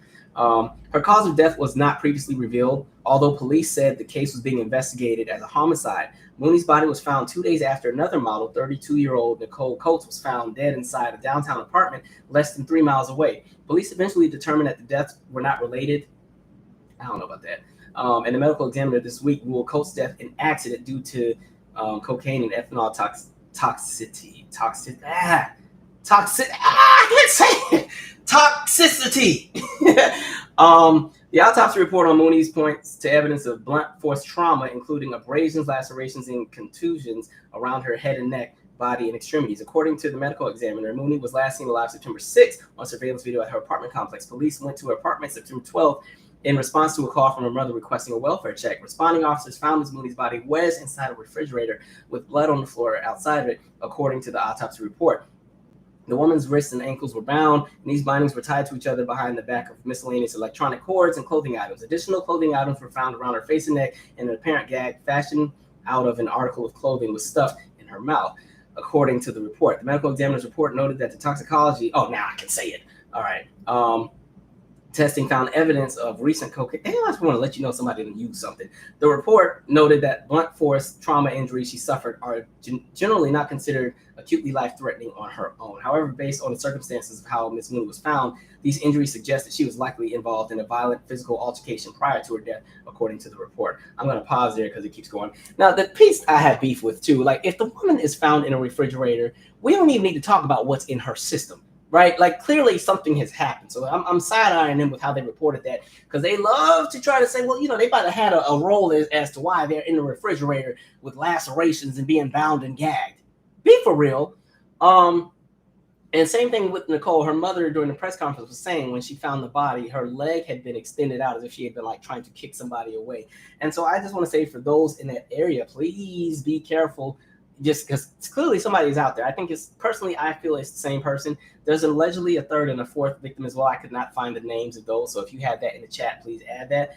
But it's really just about being careful. Even with, one of my lady friends, what she will always do if she's going on like a date. And I'm not trying to say that this is what happened to them and what they should have done. But I know when she's going on a date, she will always tell me, hey, this is who I'm going out with. She'll even like send me their social media just in case. She'll tell me exactly where they're going and everything. And then she'll check in with me to let me know that everything was good afterward. Just because, right? So I always say, like, in the event that you get invited out, I don't know, to like a date or something, but you're not super, super comfortable, I always say go to like group settings. Go to something where there's a lot of people, like if it's a game night or something, which is a little bit more intrusive because you don't really get to know somebody on a personal level. But if you're really uncomfortable just getting, because we're now in this era of people doing online dating in the apps and stuff, I get it. So people want to have, safety measures. Some people like to turn on their location and share the location with friends. And some friends, if you have some good friends, they'll show up on a date and pretend that they're just somebody else and sit at another table and just kind of, I think that's a little intrusive, but, that can be a thing. But, just really kind of be careful because folks are crazy out there. And I do think this is somebody that is, in my opinion, I think it's the same person. That's me. Just because of location, both happen within 3 miles of each other, happens within a few days of each other. Both are black women that are models. Both are black women that had gone out and now they've disappeared. And both have had some kind of foul play with their death. Now, one's trying to say it's just an accident. But again, one looks like they were fighting for their life. The other was found in a refrigerator. Be for real. It kind of reminds me of even Ed Buck. Remember that donor guy that he randomly kept? It was the white man who he had like a fetish with like black men or black gay men, and he went and he killed those two black men were found dead in his apartment, right? And for years, everything just kept sliding. Like you see a lot of really weird things happening. So just please be careful. The world is a very terrible place, right? DJ Envy, who I totally forgot I even put in the title. I'm not going to spend all day on him. Good luck. My beef, I don't like when people latch on to conversation of black wealth and the atrocities that black people run into in regard to trying to save money, property, land, so on and so forth. And this is not just DJ Envy. This is just everybody in conversation with everything that's happening around that case. There is a special beef I have with people who harp on to the vulnerabilities of black people collectively, especially in regard to finances, and bamboozle them. We already have the world after us. So why go against your own collective and do the same thing and pass it off as trying to transfer generational wealth? Right? Why do that? There are some people who, again, don't have the answers to a lot of things, but they are looking for guidance. They are looking for an outlet. They're trying to find a way to get into something that makes their life a little better. And they put their trust into some of you individuals, and then y'all scam them. Right? Y'all lie to these people's faces. Now, I will say, looking at the results, I think I was reading some of what they were supposed to get back. Some people were told, like, yeah, you'll get a 30% return on some of this stuff right away. And I'm like, that alone already would be a red flag for me. But again, I forgot what the figure was as far as how much money had been scammed, but it's to the tune of millions, right? And when you see the clips of all these black people who went to, or black people who would go onto symposiums and had locked in and were willing to put their savings and everything into some of these projects, I'm just like, hold on, there's the ad. I'm about to skip it. I just was like, no. So we're going to see how this one goes. I think that's also the end of the Breakfast Club, because at this point, Angela's already gone. She never really had an opinion on the show anyway. She never really said much. To me, the beef I had with her on the show was that she let a lot of nonsense slide, and a lot of times where I thought she would speak up when the other two had very terrible opinions, she would kind of just play into the game.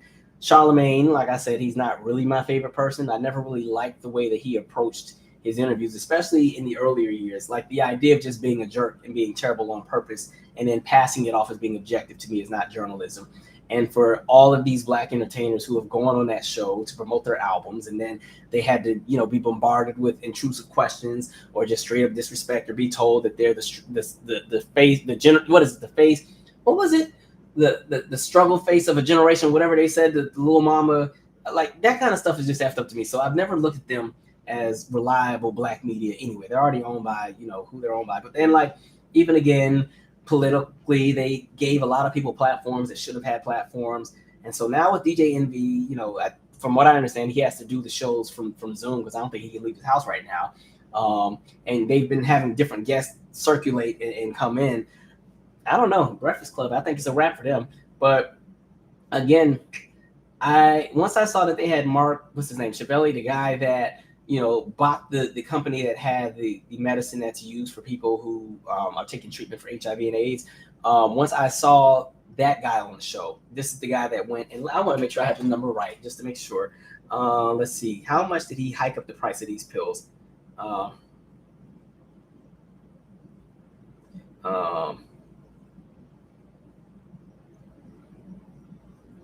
He jumped it up. Where is this guy at?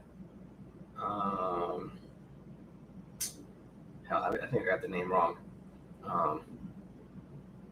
It's up HIV treatment.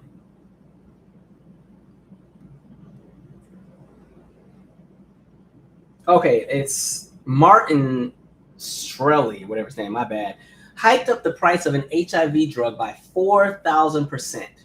He became famous with the nickname Pharma Bro. And after he hiked the price of a potentially life-saving medication in 2015, he did have to pay back $64 million for his actions for a different lawsuit. But once they had him on the show and didn't really hold him to the fire, and when they addressed him hiking up the price of those pills by 4,000%, and then he gave some BS answer and they sat with it like it was cool, I said, yeah, y'all on some BS. All right, y'all aren't about anything. So that's the end of that. But yeah, with DJ Envy, I'm like, you got yourself caught up in some stuff. And he's always kind of latched into a bunch of nonsense anyway, right?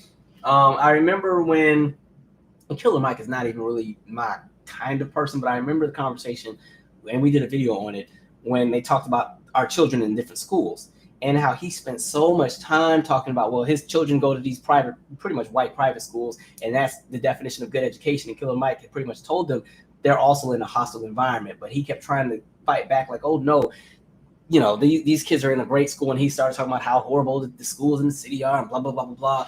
And I want people to also understand in the conversation of education, and I did talk about this a little bit on that video that I did with Dr. Kimani that I posted in the community tab. Understand that just because an establishment has money behind it and there's white people in charge does not mean that it is the best establishment for your black experience. And so just because you send your children to an all-white private school does not mean they're getting the best education. Yes, they're getting access to resources that the average person may not necessarily have, but they're also living in a space where their identity is being erased. They're living in a space where they're taught that everybody else is the standard and that they are the problem. Right? That's what we're seeing in a lot of schools, even public schools, with the conversation around anti-CRT and the book bannings and the library regulations and all that other stuff. You're watching black youth be told that their existence is a problem and that everybody else is the standard. So, the idea of thinking that just because your children go to some private, wealthy white school, they're getting a good education. A lot of the kids who are coming out of those institutions come out of them institutions all jacked up in the head because they have a challenge when it comes to understanding their sense of self. Because a lot are taught that they are in an exceptional bubble of greatness and talent, which is fine, but it's not because of their blackness. It's because they've been exposed or had proximity to white spaces. And so what ends up happening is then a lot of them develop very anti-black views about a lot of things. And so, I just don't think that's the best move in regard to that. But yeah, so Envy, I don't know how that's going to work, how that's going to go. Because even the guy that, you're also in the smoke with, he is unapologetic about it. He's like, oh no, he was in on all of this. So we'll see how that unfolds. But listen, please be careful with the stuff y'all get behind. This is why, again, even when there was a certain prominent leader in our collective who tried to tell all of us to get with Bitcoin, and you watch a lot of people lose their money, especially after a lot of those cryptocurrency started crashing in 2021 and 2022. Like, please stop segueing and leading folks astray.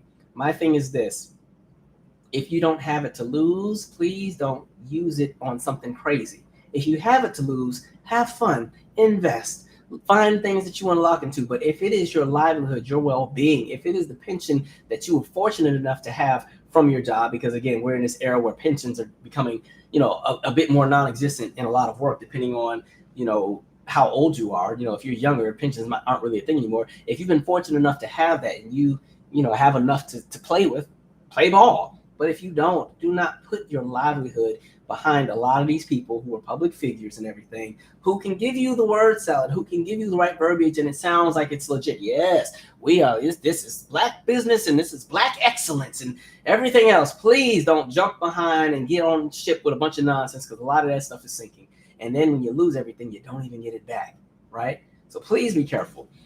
Okay. I'm going to pause because I believe that is all of my heavy subjects. We're going to just chop it up for a bit, and then I'm going to actually call it a night and go to bed. Like I said, the Milli Vanilli documentary review comes out Wednesday, and then either that Thursday or Friday, I'm going to upload a new episode of the podcast. Now, it's an episode that's already been uploaded on the streaming platforms, but now it's making its way to YouTube, and then an actual new podcast episode comes out on November 6th. So for those who are really trying to figure out what the heck happened at the end of the last episode, because I had that cliffhanger, you find out in this episode on November 6th. All right. Let's see here.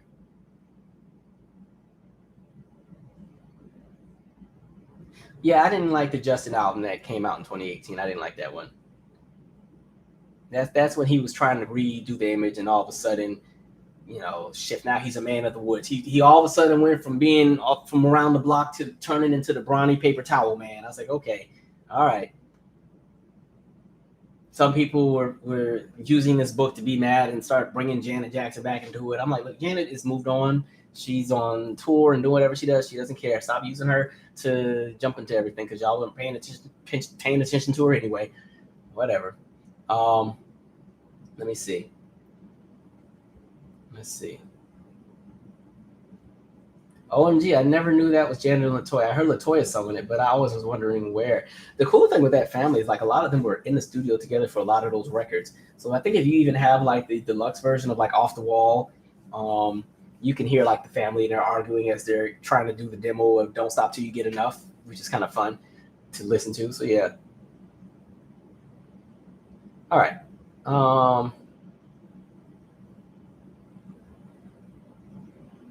Maya Spike said, good point, Calvin Michaels, about black kids listening to pop. Black folks aren't a monolith. Yeah, exactly, especially in music. Some of us listen to pop. Like, yeah, I feel like, again, music is universal. If it sounds good, it's going to sound good. People will listen to it. It doesn't matter what it is. So sometimes when people try to limit and assume that we as an audience are too stupid to expound our horizons, I'm like, please get out of here. And that's also a side eye too, because there's some people who try to say, like, we as a collective are not cultured because maybe collectively we're not really behind a Taylor Swift. There are some people who like Taylor, but collectively black people ain't really listening to her like that. And folks are like, oh, it's because y'all aren't cultured and y'all don't know music. It's just like, well, she just does not connect with a lot of folks. And yes, she's massive and she's had the success she's had, but she just is not everybody's cup of tea, and that's fine. It doesn't mean people are uncultured. It's just if you grew up in a certain aspect of music, her music just doesn't appeal, right? Sorry. She's still selling 1 million copies every other day with whatever she comes out with. Yes, found in the fridge. That's crazy.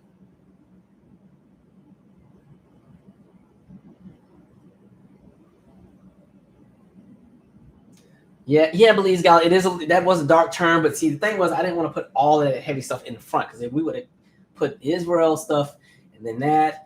Oh, and I'm skipping. Oh, I'm not done. I got one more story. Sorry. Thank you. I'm glad I remembered that. The most important one. This is one more dark one. Sorry, guys. Well, I'm glad y'all reminded me. I almost missed the main thing I wanted to talk about tonight. I'm going to read the article. And this goes back, because even again, going back to Amy Schumer and Sarah Silverman, when I'm talking about the fact that y'all sit here and try to put us in this boat and act like because y'all took a knee and made a black square on Instagram, all of the atrocities that happen to black people magically disappeared and all as well. No, we're still in the nonsense. So I definitely wanted to read this article. By the way, it is sad, but it's, again, it opens a bigger dialogue. And then I promise that's the last heavy story for tonight. A mother reported her son missing in March. Police kept the truth from her for months. Betterston Wade's search for her adult son ended when she discovered that an officer had run him over, and without telling her, authorities buried him in a field, Jackson, Mississippi. 7 months of searching for her son brought Betterston Wade to a dirt road leading into the woods, past an empty horse stable and a scrappy yard. The last time she'd seen her middle child, Dexter Wade, 37, was on the night of March 5th as he left home with a friend. She reported him missing, and Jackson police told them they had been unable to find him. It wasn't until 172 excruciating days after his disappearance that Betterston learned the truth. Dexter had been killed less than an hour after he left home, struck by a Jackson police car as he crossed a nearby interstate highway. Police had known Dexter's name and hers, but failed to contact her, instead letting his body go unclaimed for months in the country morgue. Now it was early October, and Betterston had finally been told where she could find her son. She pulled up the gates of the Hinds County Penal Farm. I think I said that right. Her sister in the passenger seat. A sheriff's deputy and 2 jumpsuited inmates in a pickup told her to follow them. They bounced down the road and curved into the woods, crawling past clearings where rows of small signs jutted from the earth, each marked with a number. And there's some pictures in this article as well. Girl, look at this, Betterston, 65, said to her sister. Would you believe they buried someone out here? The caravan came to an end of the road, at another clearing with more markers. The deputy took one of Betterston's hands, her daughter the other, and they walked to the mounds of the loosely packed dirt. They stopped at grave number 672. Really? Betterston said. She bent over, her hands on her knees. She cried out, her voice echoing off the surrounding trees. I'm sorry, baby. I'm so sorry. Growing up in Jackson, Dexter was a sweet little boy, sharp with computers, a leader among classmates, a lover of nice clothes, a dreamer who hoped one day that he would run his own business, refurbishing old cars. That went away in his teens when he got lost under the influence of older men who they always have to tell. This kills me. They love to talk about somebody's backstory as if it's going to give justification for whatever killed them. That's starting to piss me off. Who stole cars and did drugs, Betterston said. A single mother of 3 who worked at night. Betterston said she wasn't always around for Dexter, but she always bailed him out of jail. Like, see, they put stuff in here that ain't got nothing to do with today and tomorrow. And he always returned home, Betterston said. Although Dexter's boyhood aspirations did not come true, he and his girlfriend, Candace Thomas, had 2 daughters who remained a bright spot for him, even after the couple's romantic relationship dissolved, even after Dexter served 2 stints in prison, one for attempted auto theft and the other for armed robbery. Oh, they tried it in this article. According to this is NBC News, by the way. Mississippi Department of Corrections, he was released in 2017. Okay, get to we gonna buy. He was also diagnosed with bipolar disorder. Let's get to the nonsense, because they're gonna talk about everything and fluff up the article to kind of make it seem like what the police did wasn't that bad. He worked part-time as a home health aide, return home. No, that's the bomb. I'm gonna fast forward. All right, here we go. Days passed without a word. On March 14th, Betterston called the Jackson Police Department to report him missing. The decision, and mind you, this is a whole page later down in the article. The decision to call the police was a difficult one for Betterston. She did not trust them. I understand why. In 2019, her 62-year-old brother died after a Jackson officer slammed him to the ground. So they just taking this whole woman's family out. The officer was convicted of manslaughter, but is appealing, of course, because they never feel remorse for Black lives. Her family filed a wrongful death suit accusing the Jackson officers of excessive force and attempting to cover up their actions, and accusing the city of failing to properly train and supervise the officers. The city has denied the claims and said it isn't liable for what happened. The officers' lawyer said they acted responsibly and lawfully. A federal judge dismissed some of Betterman's claims. Others remain pending in state court. Betterston said her mother advised her not to call the police about Dexter. My mama told me they're not going to do anything, Betterston recalled, but I had to do something to find Dexter, and I thought it was the best way. An investigator came to Betterston's house and took a statement. She said she emailed the investigator a picture of Dexter. He left a card with the case number on it. 2 days later, she emailed a different investigator another photo of her son. The original investigator filed an incident report that misspelled Dexter's name as Dexter, D-E-S-T-E-R. Betterston said she kept in regular touch with the police, asking for updates and requesting that they put his picture on TV. She did her own search, checking out abandoned homes and driving around the neighborhood, asking if anyone had seen him. She never found the friend who he left home with. Dexter's teen daughters and their mother grew frantic, calling Betterston for news. The girls would ask, "Did you hear from my daddy?" Thomas said. "We kept praying he was all right." Carrie Banks, a close friend of Betterston's, accompanied her on searches of the neighborhood and watched as stress and desperation wore on her. "She called someone every week and asked about her child," Banks said. "She couldn't get it off her mind. She was crazy about that boy." Yeah, it's her son. "Each time she called the police, they had no information," Betterson said. "It turned out that the Jackson Police Department had the answers all along. The department did not respond to detailed questions and has not commented or explained on how it handled Dexter's death." After this article was published, a spokesperson for Jackson Mayor Lumba, somebody, emailed a statement to NBC News offering our sincerest prayers and condolences to Dexter's family. Keep the prayers, man. It don't be doing nothing. Okay. The spokesperson, Melissa Faith Payne, added in an interview that the police did not intentionally harm Dexter or his family. Let me read the article and stop responding. I'm sorry, y'all. "There was miscommunication, but there was no malicious intent anywhere in the whole situation," Payne said. "The account has been pieced together with interviews with Dexter's family and the coroner's investigator, along with the court records and documents provided in response to public record requests. A crash report, incident reports, and coroner's office records. Betterston also shared personal notes, emails, Dexter's death certificate, a coroner's report, and case information cards provided to her by the police. Those materials show that just before 8 p.m. on March 5th, Dexter was walking across Interstate 55 in a 6-lane highway when a Jackson police SUV driven by an off-duty corporal struck him in the southbound lanes. His final minutes. He was less than a mile from his mother's house when he was struck and killed by an off-duty police officer. The corporal who alerted police to the collision was not injured. He was not suspected of being under the influence of drugs or alcohol and was not given a field sobriety test, nor was he cited for any traffic violations. The death was ruled accidental. Dexter suffered severe injuries, including to his head, a toxicology report. Okay, now they talk about the PCP in the system and the methamphetamine. They're going to make sure it has something to do with it. They're going to do this George Floyd thing. We're going to talk about what was in his system and act like somebody wasn't sitting on a man's neck for 8 minutes.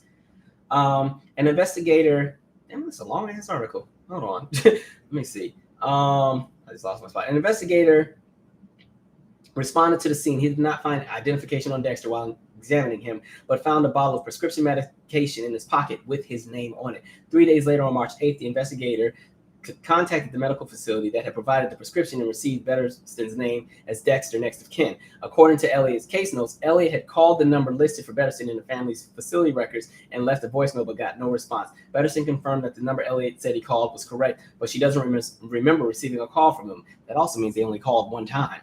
And was not able to access her Boost mobile phone records to check. And so now they want to talk about the phone provider. Okay. That's pretty much the story. It keeps going and just talking about I'll jump by July 14th, with no one claiming Dexter's body. The county buried him in the field in the farm, among other unclaimed bodies, 672 of them. Dexter, your kids will miss you, and your grandma, your sister, your aunts, and your friends. She wrote on Facebook. You don't have to come home. We know that you're all right. All right, I'm going to stop because this is a very long article. And at this point, you realize what's happening. The nonsense, right? The disregard for human life again, right? The conversation of the police literally hit somebody. Now, I get it. The man probably should have been running across a freeway, but this sounds like a space where there wasn't anywhere else to cross, right? It reminds me of the situation with the mom in Atlanta, who there was the incident, I think, where one of the children died. She was trying to cross the road because there were no intersections or crosswalks that she could cross, and then she ended up getting charged. Kind of reminds me of that. The thing I'll say with it all, to already have a family member pass because the police slam somebody and they get the head injury, then you have another family member who dies in an accident with a vehicle, and there's no regard for his life. There's no follow-up. There's no effort. There's a woman who's constantly claiming that her son is missing. She has provided pictures. She's called different investigators. She sent everything, and there's no follow-up. And the people saying, well, we did the follow-up, and we had the prescription, and we had it to the name, and we found the next of kin, but you only called the next of kin one time. To me, that's an unacceptable response. Because in that case, at this point, if you have the mother's name and you have the victim's name, that means is you as an official, that means you also have access to their address. Somebody could have gone to that woman's house. Somebody could have sent a letter. Somebody could have done follow-up calls. You could have got information about where she worked. There was not even an effort. And that's my issue. And the other beef that I have, which is unrelated to this, is how media loves to tell these stories. The main point of this story is there's a man who was hit by a car and that car was being driven by a police officer, and then nobody really followed up, and this man ended up being buried without the family finding out. So the conversations about, him being arrested back in 2017 have nothing to do with him being hit by a car. The conversations about him and the mother of his children no longer being together have nothing to do with him being hit by a car. Have nothing to do with his body pretty much just being discarded and buried at a plot called 672. And 172 days of no follow-up, no communication. Be for real, right? Same thing when we talked about the 2 women that were just murdered, where you want to talk about what was in their system.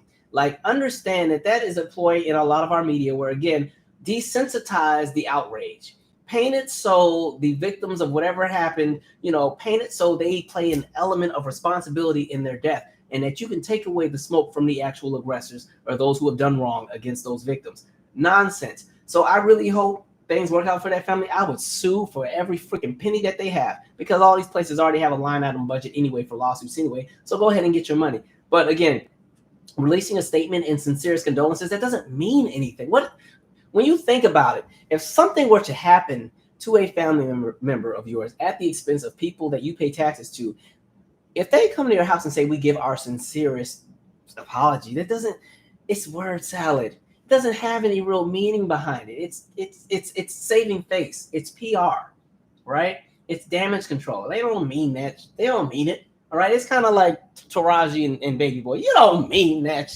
Like, same thing. And so for a mother to have been searching actively, reaching out, calling every week, and there's no sense of urgency. That's where we're at. It reminds me of what's the video we did? I think that was also in Mississippi. The guy that was missing, and then you found his head severed and everything else. So make sure I got the name right. There's been so many of them, can't keep up with all the nonsense. Rasheen Carter. Same nonsense. Same foolery. Make it make sense. Okay, I promise that is all the heavy stories for tonight. My God. Exactly, Miami. Like, what did cocaine have to do with anything? Like, oh, that's actually with the 2 women.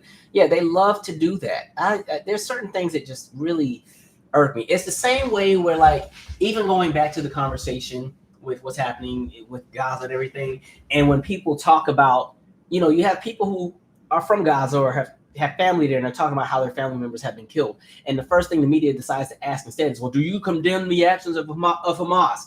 It's like, I'm here telling you that my entire family is gone, and you want me to speak for some group because you need me to play into, again, the propaganda game that you want to latch into. Same thing when you talk about Black folks who have family members that are unjustifiably killed by the police, and then they're like, well, or not even that. Even when you think about the Charleston 9, and they always want you to forget, can you forgive the shooter? What does that have to do with the fact somebody just went and shot all my relatives up in a church? What does my forgiveness have to do? Like, again, the idea of trying to desensitize the offense to make it seem like everything isn't as bad as it seems, and so there won't be that public outrage. Like, oh, media gets on my freaking nerves. Woo, man. Yeah, Charlemagne I didn't like how he did that to Lil Mama. That was jacked up. He did that to a lot of folks. I didn't like when Kelly Rowland went on. This is when he was still working with Wendy Williams, and Kelly Rowland was promoting the Miss Kelly album. And he told her to her face, you're going to flop because I think you're flopping. Nobody's going to buy the album. Like, what's the point of that? I get that people like to do shock and awe to try to, he gave it to them, but it's corny. And a lot of times you often see it directed at the women coming from the men. So it's very corny, right? No, we're not doing no ads. We're skipping that one too. All right. Man. Let me see here. Oh, and then that dude did buy the Wu-Tang catalog. Thank you, Belize Gal. That's the stupid guy, the Martin dude that hyped up the HIV crisis, right? Wu-Tang had that thing where they had the competition where you could bid on. It was an album where they were only printing one copy of it, and then that idiot went and bid on it. It just, man, my goodness, I've had enough. Okay, Naturally Spiritual said facts. I grew up in a suburban school. They teach racism is over. Just work hard. That was my experience too. Like, and I think it really is still kind of the same curriculum in schools, but the challenge is that's mainly just because our books are outdated. But these teenagers, these kids are seeing what's happening in the world. So now it's like, that doesn't fly anymore. I know when I was in high school, my history book ended in 1991. So the last president in my history book for my sophomore history class was Bush #1, right? And so the way that that book was presented is all of America's history, but it went from, again, slavery to Oprah in like 40 pages. And the way that it's presented is you have these people, they become enslaved, and then there's a tiny little bit of, racist policy, and there was a little bit of segregation and a tiny bit of sharecropping, and then Martin Luther King died, the world came to its senses, all is well, and look at all the strides that Black people have made. Oprah has a TV show, Michael Jordan has 6 rings, and Thriller sold like 48 million copies in 3 years. So all is well. That's how racism was taught to us. And then Black History Month comes, they give us those movies, and all of these are all the movies with happy endings. So Long Walk Home, which I just talked about on the last one, the movie about the boycott, very symbolic. We watched Selma, Lord Selma. So they still got sprayed with the hoses every time they marched, but it's going to show the strength of the people who just kept marching. And so, you watch all of these movies that have happy endings, and there's the white savior that comes in. Also, that's another documentary to watch when you get a chance too. There's one called White Savior about this woman who had gone to the continent of Africa, went specifically to Uganda to do missionary work, and eventually started a bigger program. But that program had a lot of flaws. And then she started trying to operate as a makeshift doctor in hospital and started medicating children with stuff that she didn't know what she was doing with. And you watched 800 children die, right? And there's a documentary about her. Now, my beef with the documentary is it's a little too sympathetic to her experience, but it still also does highlight the atrocities that took place at her nonprofit. So a lot going on in the world. So much going on. So much drama in the LBC. It's kind of hard being Snoop Deal Double G. Literally. Okay. All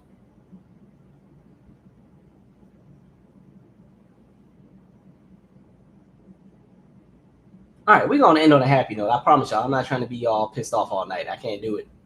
I cannot do it. Yes, I do think it's a cover up with a lot of this, especially in Mississippi. They knew what was happening. They just tried to bury him and throw one out there and figured nobody would follow up. Crazy.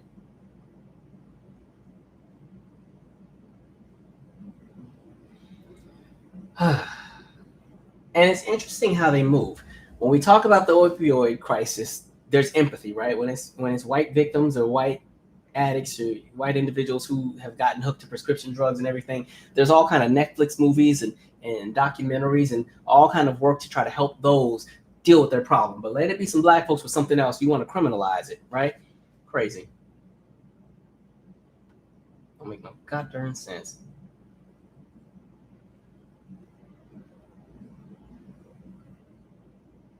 Yes, Tauruses love luxury. They always want Black folks to forgive. How about y'all get out of our face? And that forgiveness stuff is very performative too. Remember, we did a whole live on the forgiveness Olympics one time.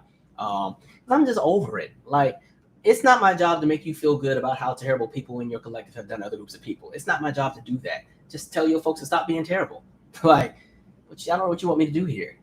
If I say no, I don't forgive you, what are you gonna do about it? Like, what's supposed to happen? Am I gonna be public enemy #1? If somebody went up in a church and shot up my family and I say, no, I don't forgive you, hell no, I'm not there yet, what are you going to force me to do it? Like, get out of here.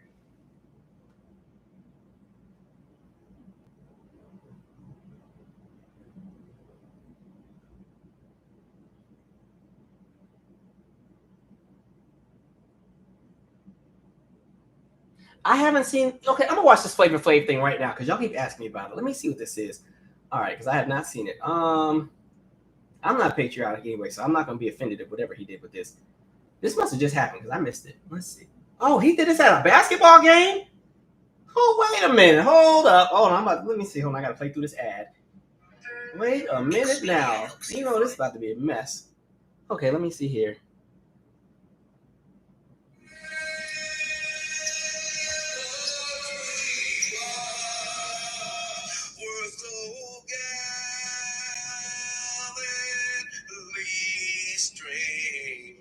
Now, who in this?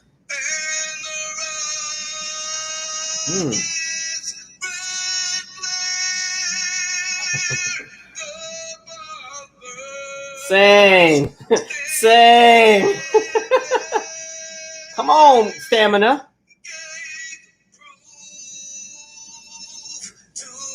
Through the night. That's okay. Same. A run.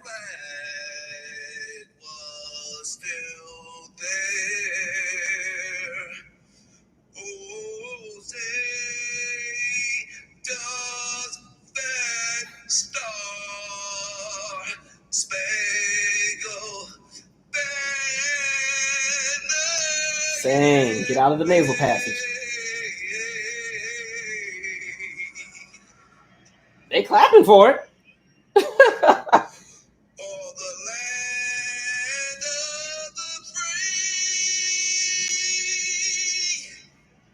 Pause. I'm not gonna lie. The E he got. The E is a hard note to sustain. I let him get that. It was a little under the note, but he got it.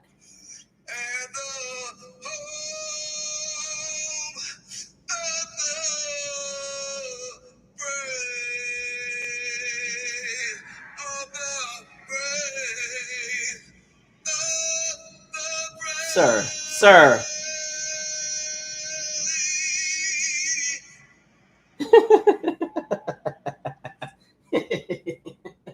I don't know who arranged for that, but that's entertainment to me. Look, I ain't mad. I told you I ain't patriotic like that. So same, do whatever you want to do. Interesting.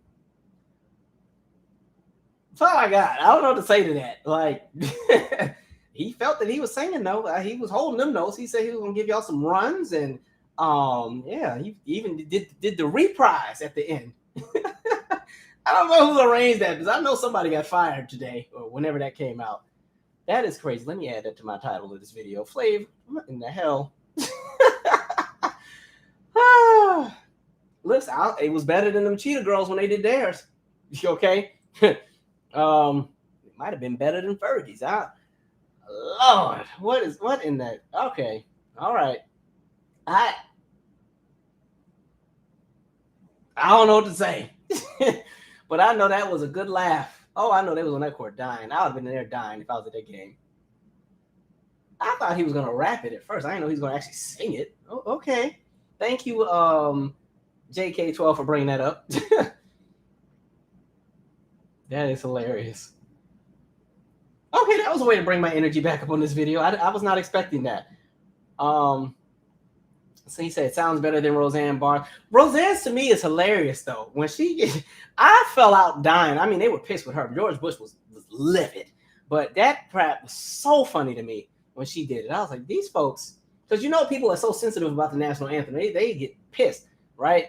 I told y'all when I lived in Italy, like, because we lived on a military base, there was this guy, Mr. Pellerito, and he used to make us sing patriotic songs all the time because our school was in one big building. So the elementary, the middle, and the high school was all in one big building. So it was Vicenza Elementary School, Vicenza Middle School, Vicenza High School, all in one building. And when the high schools would have the graduation, the elementary students would be the ones to sing. And so our job was to sing the patriotic songs at the graduation. So we had to learn all of these songs. And he used to let us have it if he felt that we weren't singing the songs with enough emotion and charisma. Because mind you, he was probably 60 years old, World War II vet, right?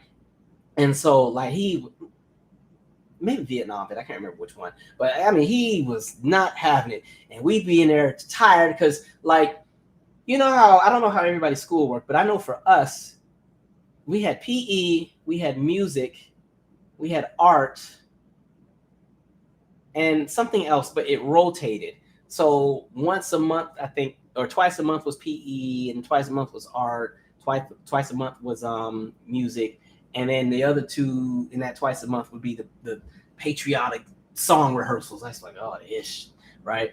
And we'd be in there bored out of our minds, tired, singing the songs. All right, here we go. And we'd be in there, give me your tire, you're poor. He's like, no, it's not poor, it's poor. You are singing for the country. You should sing it with care. Your parents are fighting for this country right now. We are the examples of world whatever. He would just go in on us, and then you'd have to do God Bless America. And I remember every time we get to the My Home Sweet Home, it would be funny because he'd be like, my home sweet home, and I'm like, are we supposed to do that too? We're in third or fourth grade. Oh, I mean, Mr. Pellerito was freaking crazy. He was not playing. I wish I had some of the kids I went to school with to vouch for me on this live, but I don't think Ricky or none of them are on here. But I mean, Mr. Pellerito, and we did this in the cafeteria, right? And so we would be rehearsing in that cafeteria for that 45 minutes, and twice a month. Yeah, we sang that. Yeah, so give me your tire report, whatever that song was. God Bless America. Those were the main two. Sometimes My Country 'Tis of Thee. And then I remember in kindergarten, because I went to Beechwood Elementary on Fort Lewis. When I was Joint Base Lewis McCord, And kindergarten, we always started the day off singing all these patriotic songs. So you would do the Pledge of Allegiance, and then we would sing America the Beautiful, and then My Country 'Tis of Thee, and then I Love My Flag, My Beautiful Flag, the red and white and blue. They just had us indoctrinated as children. They were locking us in, and I get it. We are on a military base, so it's what it is. But man, Miss Pellerito, that was some work. Oh, and if you goofed off, that was gonna be time off for recess. Like goof off singing one of them songs, you gonna stay in for recess. Like man. All right, let's see what you guys thought. Somebody said the Brave. Simone B said the Brave was okay. He technically didn't sound too bad. The range is technically there. It's just the texture isn't really that great, and he was doing a whole lot. It's kind of a little nasally, but I ain't mad at it. I told you that free. Those E notes is hard to sustain for some people. A lot of people crack when they do those E's, so he made it. Okay, go back to Carl Lewis when Carl Lewis was trying to do it, and he realized that free wasn't happening, and he did that drop. He dropped the key. He said, "For the land of the free." I said, "You're not even in key now. You just over here doing anything." He knew the note wasn't coming because he had been cracking through that whole thing. So I'm like, whoa, wait a minute. I'm gonna make up for it now. I always like when black folks be narrating the song. I'm gonna make up for it. Give me a minute. Here we go. Reminds you of like when the men's choir has to sing in church. Lord, that is so funny. All right, Flav, we'll see what kind of backlash he gets. Oh, now y'all know that Cheetah Girls one was terrible. I'll play that one too. I pray YouTube does not flag me for copyright. We'll find out. Let me see. That one there. I said somebody need to go to jail for this one. It's funny because I told you I'm not patriotic, so I enjoy watching these people demolish these songs. Yeah, that was a funny laugh there. We got an ad for everything. I'm telling you, like, we can't get through anything without ads. It's gonna get to the point where you're gonna call 911 because you need help, and you got to sit through an ad first before you even get to the operator. I swear. All right, here we go. This is Cheetah Girls. I remember this one. All right, get to the song. They started out almost okay. All right, come on. They were trying to do this little baby voice, and that's where they messed up. Too much vocal fry.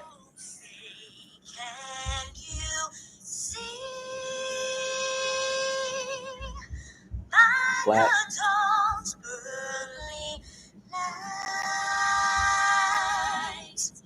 What so proudly we held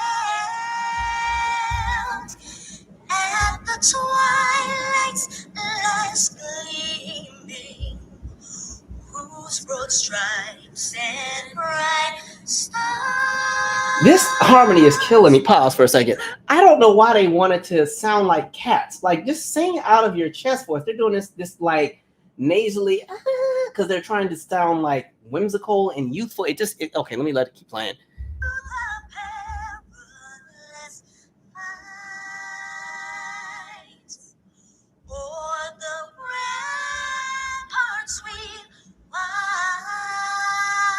All right, I've had enough, but that part's okay. Flat. Sing.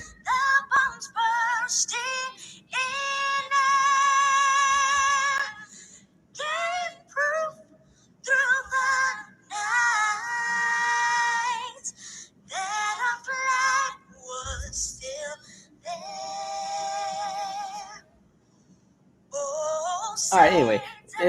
Oh, wait, no, I forgot they got a 3-part harmony on the Brave. Hold on, let me not mess it up.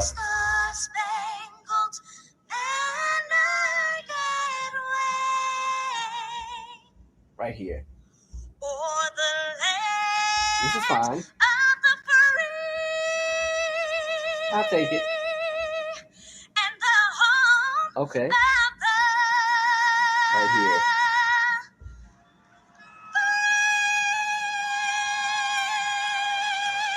Woo! Sing. So yeah, Flav was better than that. But I'm like, y'all gonna try to harmonize and be off key in the harmonizations. Like, make it make sense. I think if they would have just tried to either drop the key and sing with a bit more pocket as opposed to staying in the nasal package and trying to have that little baby voice with the vocal fry and then 3 people doing it, it don't work. Sorry. I ain't nobody's Luther, but I know what don't sound right. Anyway. Somebody said y'all only had 2 PEs. See, this is why all the kids was getting big. We was all getting fat because we wasn't getting enough exercise. I think maybe we had 4 PEs a month. PE might have been one that was a bit more frequent. I can't remember because this is really like 20 plus years ago.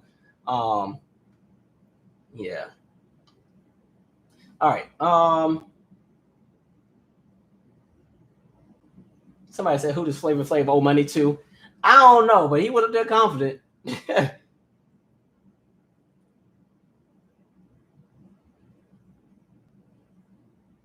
Yeah, somebody said you can really tell he was practicing. He approached it with some effort. He gave you some runs.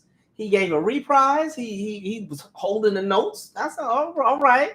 A mess, but a good mess. That's the kind of mess I'm entertained by. That's terrible, right? Montrez Jones said our gym, music, art, etc. was changed weekly. Yeah.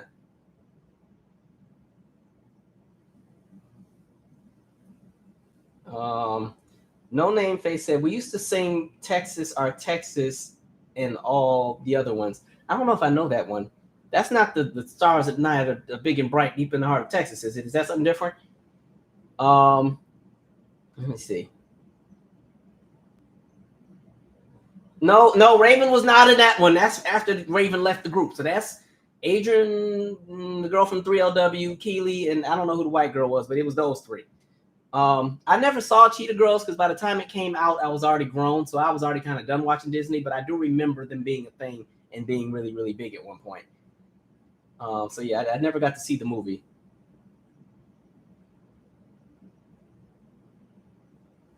Adrian could have almost been okay, and she had some okay parts, but yeah, I don't know if they practiced or not. Or I know sometimes when you're in a group, you may have practiced it one way, and then y'all get up there and the person then forgot how it starts, and they go up there in the wrong key, and then everybody else has to try to adjust. So if your ear is not calibrated to the adjustment, it's going to be a mess. Has any group ever attempted to sing together? You mean like singing it in unison where everybody's in the same key? I don't know, but I already told you, like, some of my favorite ones as far as groups. I love the way En Vogue used to do theirs, even though they caught a lot of backlash because people didn't like that they changed it up. And I thought Destiny Child had a really good one during the Destiny Fulfilled era. Somebody said, where is the Sandman when you need him? I don't know, but like I said, I really think they should start changing A&R, and A&R should be you go to Amateur Night at Showtime at the Apollo in order to get a record deal. If you suck, sorry, come back until you can win the crowd over. But whatever. Yeah, so somebody said they sound like cats in heat. Yeah, it's just nasally. And I don't think that's her natural tone, but, you know, sorry about that. I turned my mic up a little bit so y'all can probably hear me breathing now.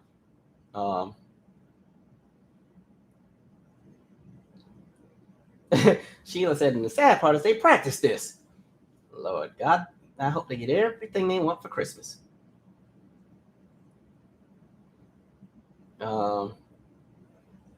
I said the same thing. They said, why didn't she use her chest voice? That was such a weird choice. Yeah, or at least do a mix, right? You spend too much time in that nasal passage trying to sing and do the mask singing with a vocal fry does not sound right. What up, Alan? And let me see. Kanye West fan 09. And by the way, I like Adrian, so I'm not even trying to cook the girl. She's also been vocal about her being like insecure about her singing voice. So I'm not even going to fry her up that bad because she's talked about that before and feeling like she wasn't, capable of being in the spaces that she was in. So I'll leave her alone. But somebody said Adrian said Disney liked when she used the baby voice. That's that whole teen pop everything. That's what they did with Britney. Make her singing vocal fry on everything. So bad, like all that. You dumb your voice down, right? So let's see.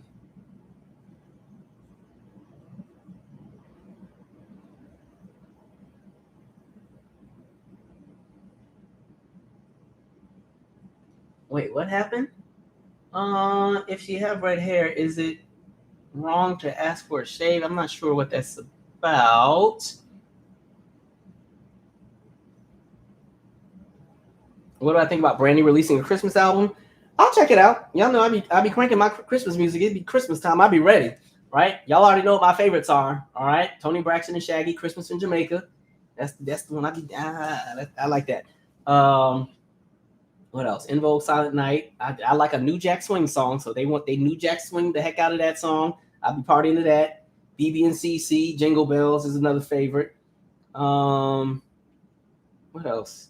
I don't know why I'm rocking like I'm listening to something. Whitney, Who Would Imagine the King is a good one. Do You Hear What I Hear? I like Whitney's and I like the Gladys version. We like the Temptations, Silent Night. Luther, Every Year, Every Christmas, that song. I like Immature's version of Santa Claus Is Coming to Town. I like Alicia Keys' Little Drummer Boy. Everybody and their mom has done This Christmas. I like the Donnie version, but of the 859,000 covers of the song, I liked Patty's, even though which I found weird. There's that clip of her singing it and she forgot the lyrics, and then the background singers weren't there. But by that point, she had already recorded a studio version of the song, so I was like, "You didn't know this?" But okay. That clip of Dionne Warwick is funny too, when she's singing it and didn't remember the lyrics and she just making up something. Go on, Dionne. What else? At this point, y'all, I'm done with all my topics. We just chopping it up before I go to sleep. What else is on my Christmas playlist? Let me see. Do I have my main playlist is on? Let's see. What do I have on here? Let me read what I got written down. I didn't share this playlist. Y'all know I got a bunch of playlists on here that are that I share on the channel, but there's a lot that I still just keep to myself that I don't share. Oh, did I move it? Okay, well, never mind with that conversation. I don't know what I put it on, but I know I have it in my car, but it's not on my Spotify anymore. Whatever. But yeah. So I haven't started playing Christmas music yet, but I'm there. I'm not Mariah's "Oh Holy Night," but just the second half. It takes too long to get to the point, but when she get into that Mariah pocket to do that hollering and wailing, she goes in on that. That's really good. All right. But so Brandy out, I'm looking forward to checking that out. I wish Brandy would tour.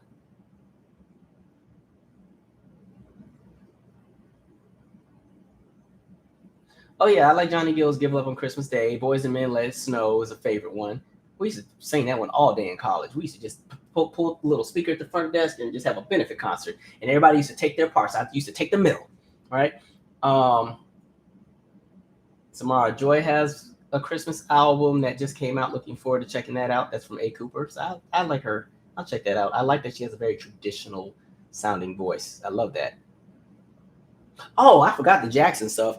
Up on the rooftop or housetop, that one. That's my favorite one. I know everybody likes Santa Claus Is Coming to Town, but no, we're not doing these ads, man. Skip. But I really like up on the.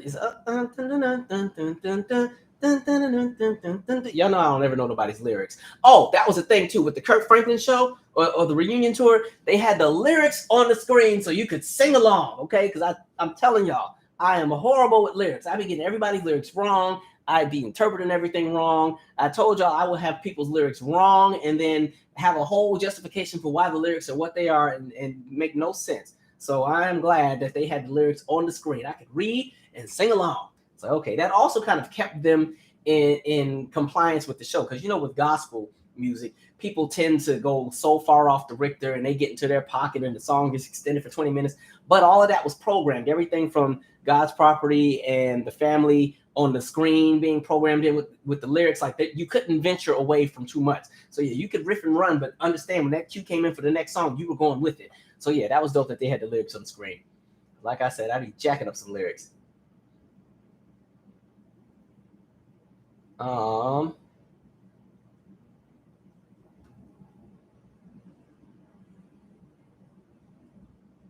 right, so we're gonna wind down because we've been here for 3 hours and 12 minutes, and when we used to do these lives, they were 1 hour and 20. Then they went to about 2 hours. Then they went to about 2 hours and 20 minutes, and then we randomly had one that got close to 3 hours. And I told myself I would never be up here and have you guys held hostage this long. And I feel like the last 5 lives have all been 3 hours. My goodness. So yeah, let's see. All right, so I'm gonna get off I'll set my clock, and when it goes off, I'm going to bed. All right, people. So it's now 12:33. We will go until 12:38. I will give it 5 minutes, and then I'm going to bed, right? Because I need to prep for my panel tomorrow. All right. Let's see here. Somebody said the Beach Boys, Little Saint Nick. I don't know if I've heard that one.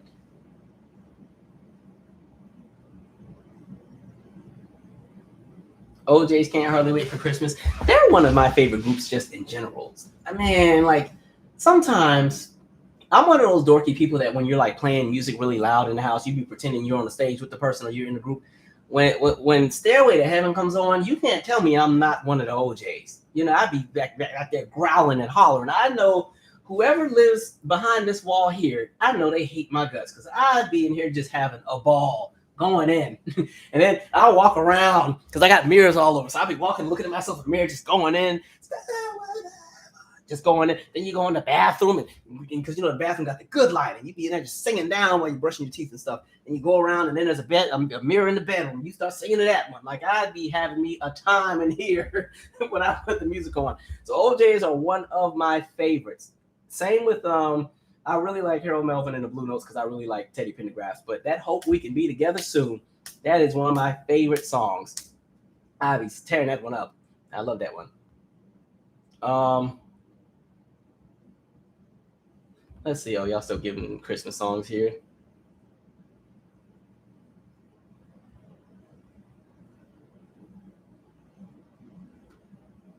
Let's see. Oh, Elder Barnes has 2 Christmas songs. I didn't know that. I'd have to check that out.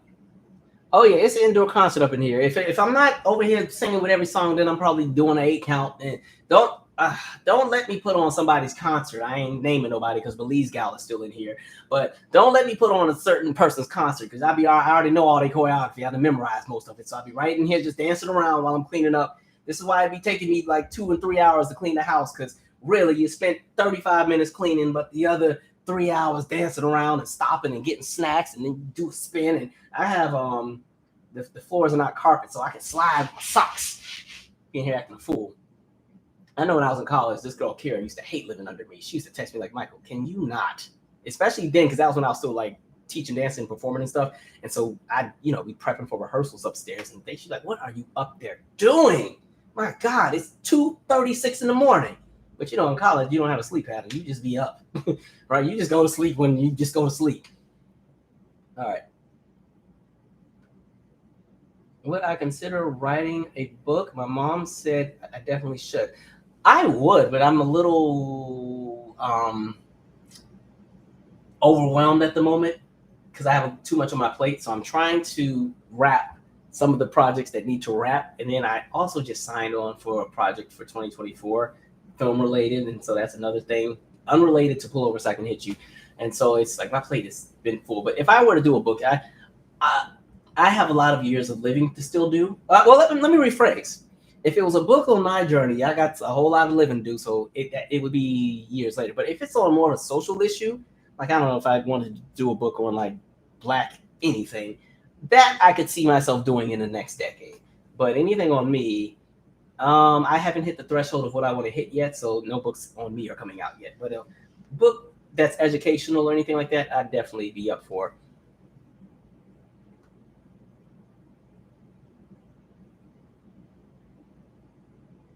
Robin R. I actually have that in my computer, especially the version Harold Melvin and the Blue Notes featuring Sharon Page performed on the Soul Train. Remember how I said I've been like not recording, but like ripping everything I can find off YouTube and archiving it? Like I've been archiving everything for like the last 2 or 3 years that I can find. Every performance I like, I save, archive it. Every tour, concert, cultural moments that are pivotal, highlights from sitcoms, all that stuff I've been archiving just to hold on to it, just because so much of the stuff that you love on YouTube ends up disappearing. There's nothing worse than when you find something and you love it and then a year or 2 later it's been yanked from YouTube. One of the clips I wish I could find, and if y'all got it, oh damn, we gotta get off. If y'all got it, send it to me. It is Jennifer Hudson and the entire season 3 of American Idol on Ryan Seacrest when they sang Ain't No Mountain High Enough. This is right after Jennifer Hudson had got booted off American Idol, and she came back with a vengeance and was pissed. And so all of them were singing Ain't No Mountain High Enough. They're passing the mic, and some of the other ones who really weren't even that strong are fighting for their life, while LaToya London, Fantasia, and Jennifer and the black dude that was there, they were just killing it. But they get to that bridge, and Jennifer took that mic. And when I tell you this woman sang from her uterus, tore that song up, That was one of my favorite performances, and it's not on YouTube anymore. I get pissed every time I think about it. And I had it on a VHS because I remember recording it on TV when it first happened. But if you've heard my story about the time my parents had shipped a box to me and the box went missing, and that box had all of my childhood home videos because we were going to put it on DVD, and then it also had some of the other like videos and stuff that I recorded from the TV. It had my VHS that was recorded of the Jackson's Victory Tour, but fortunately that's on YouTube now, so it doesn't matter. It had my original recording of the Velvet Rope Tour straight off the TV, right? So that's the version that has Janet bring the man on the stage, and she ain't like his energy, so she sent him off and brought on another man. And like it had a few random episodes of like making the band on cassette. I had a bunch of different random tapes, but yeah, it was on one of those. A lot of the, especially when I was still following the Demeter Joe project, like all of the promo performances and appearances, I had all those on the tapes, but all that crap is gone now because that box was never found. So much for that. Okay, guys, I said I was getting off. It is time. All right. Yeah, YouTube will snatch down something. This was a lot of fun. I hate that we had to have such a heavy conversation tonight, but it's life. We can't run from the hardship, especially when we have the benefit of not even being in certain hardships and having to watch other people go through it. The least we can do is at least acknowledge what it is that people are dealing with, But anyway, on that note, I am out. Good night. Remember, mind your business so that you can age well. Good night, folks.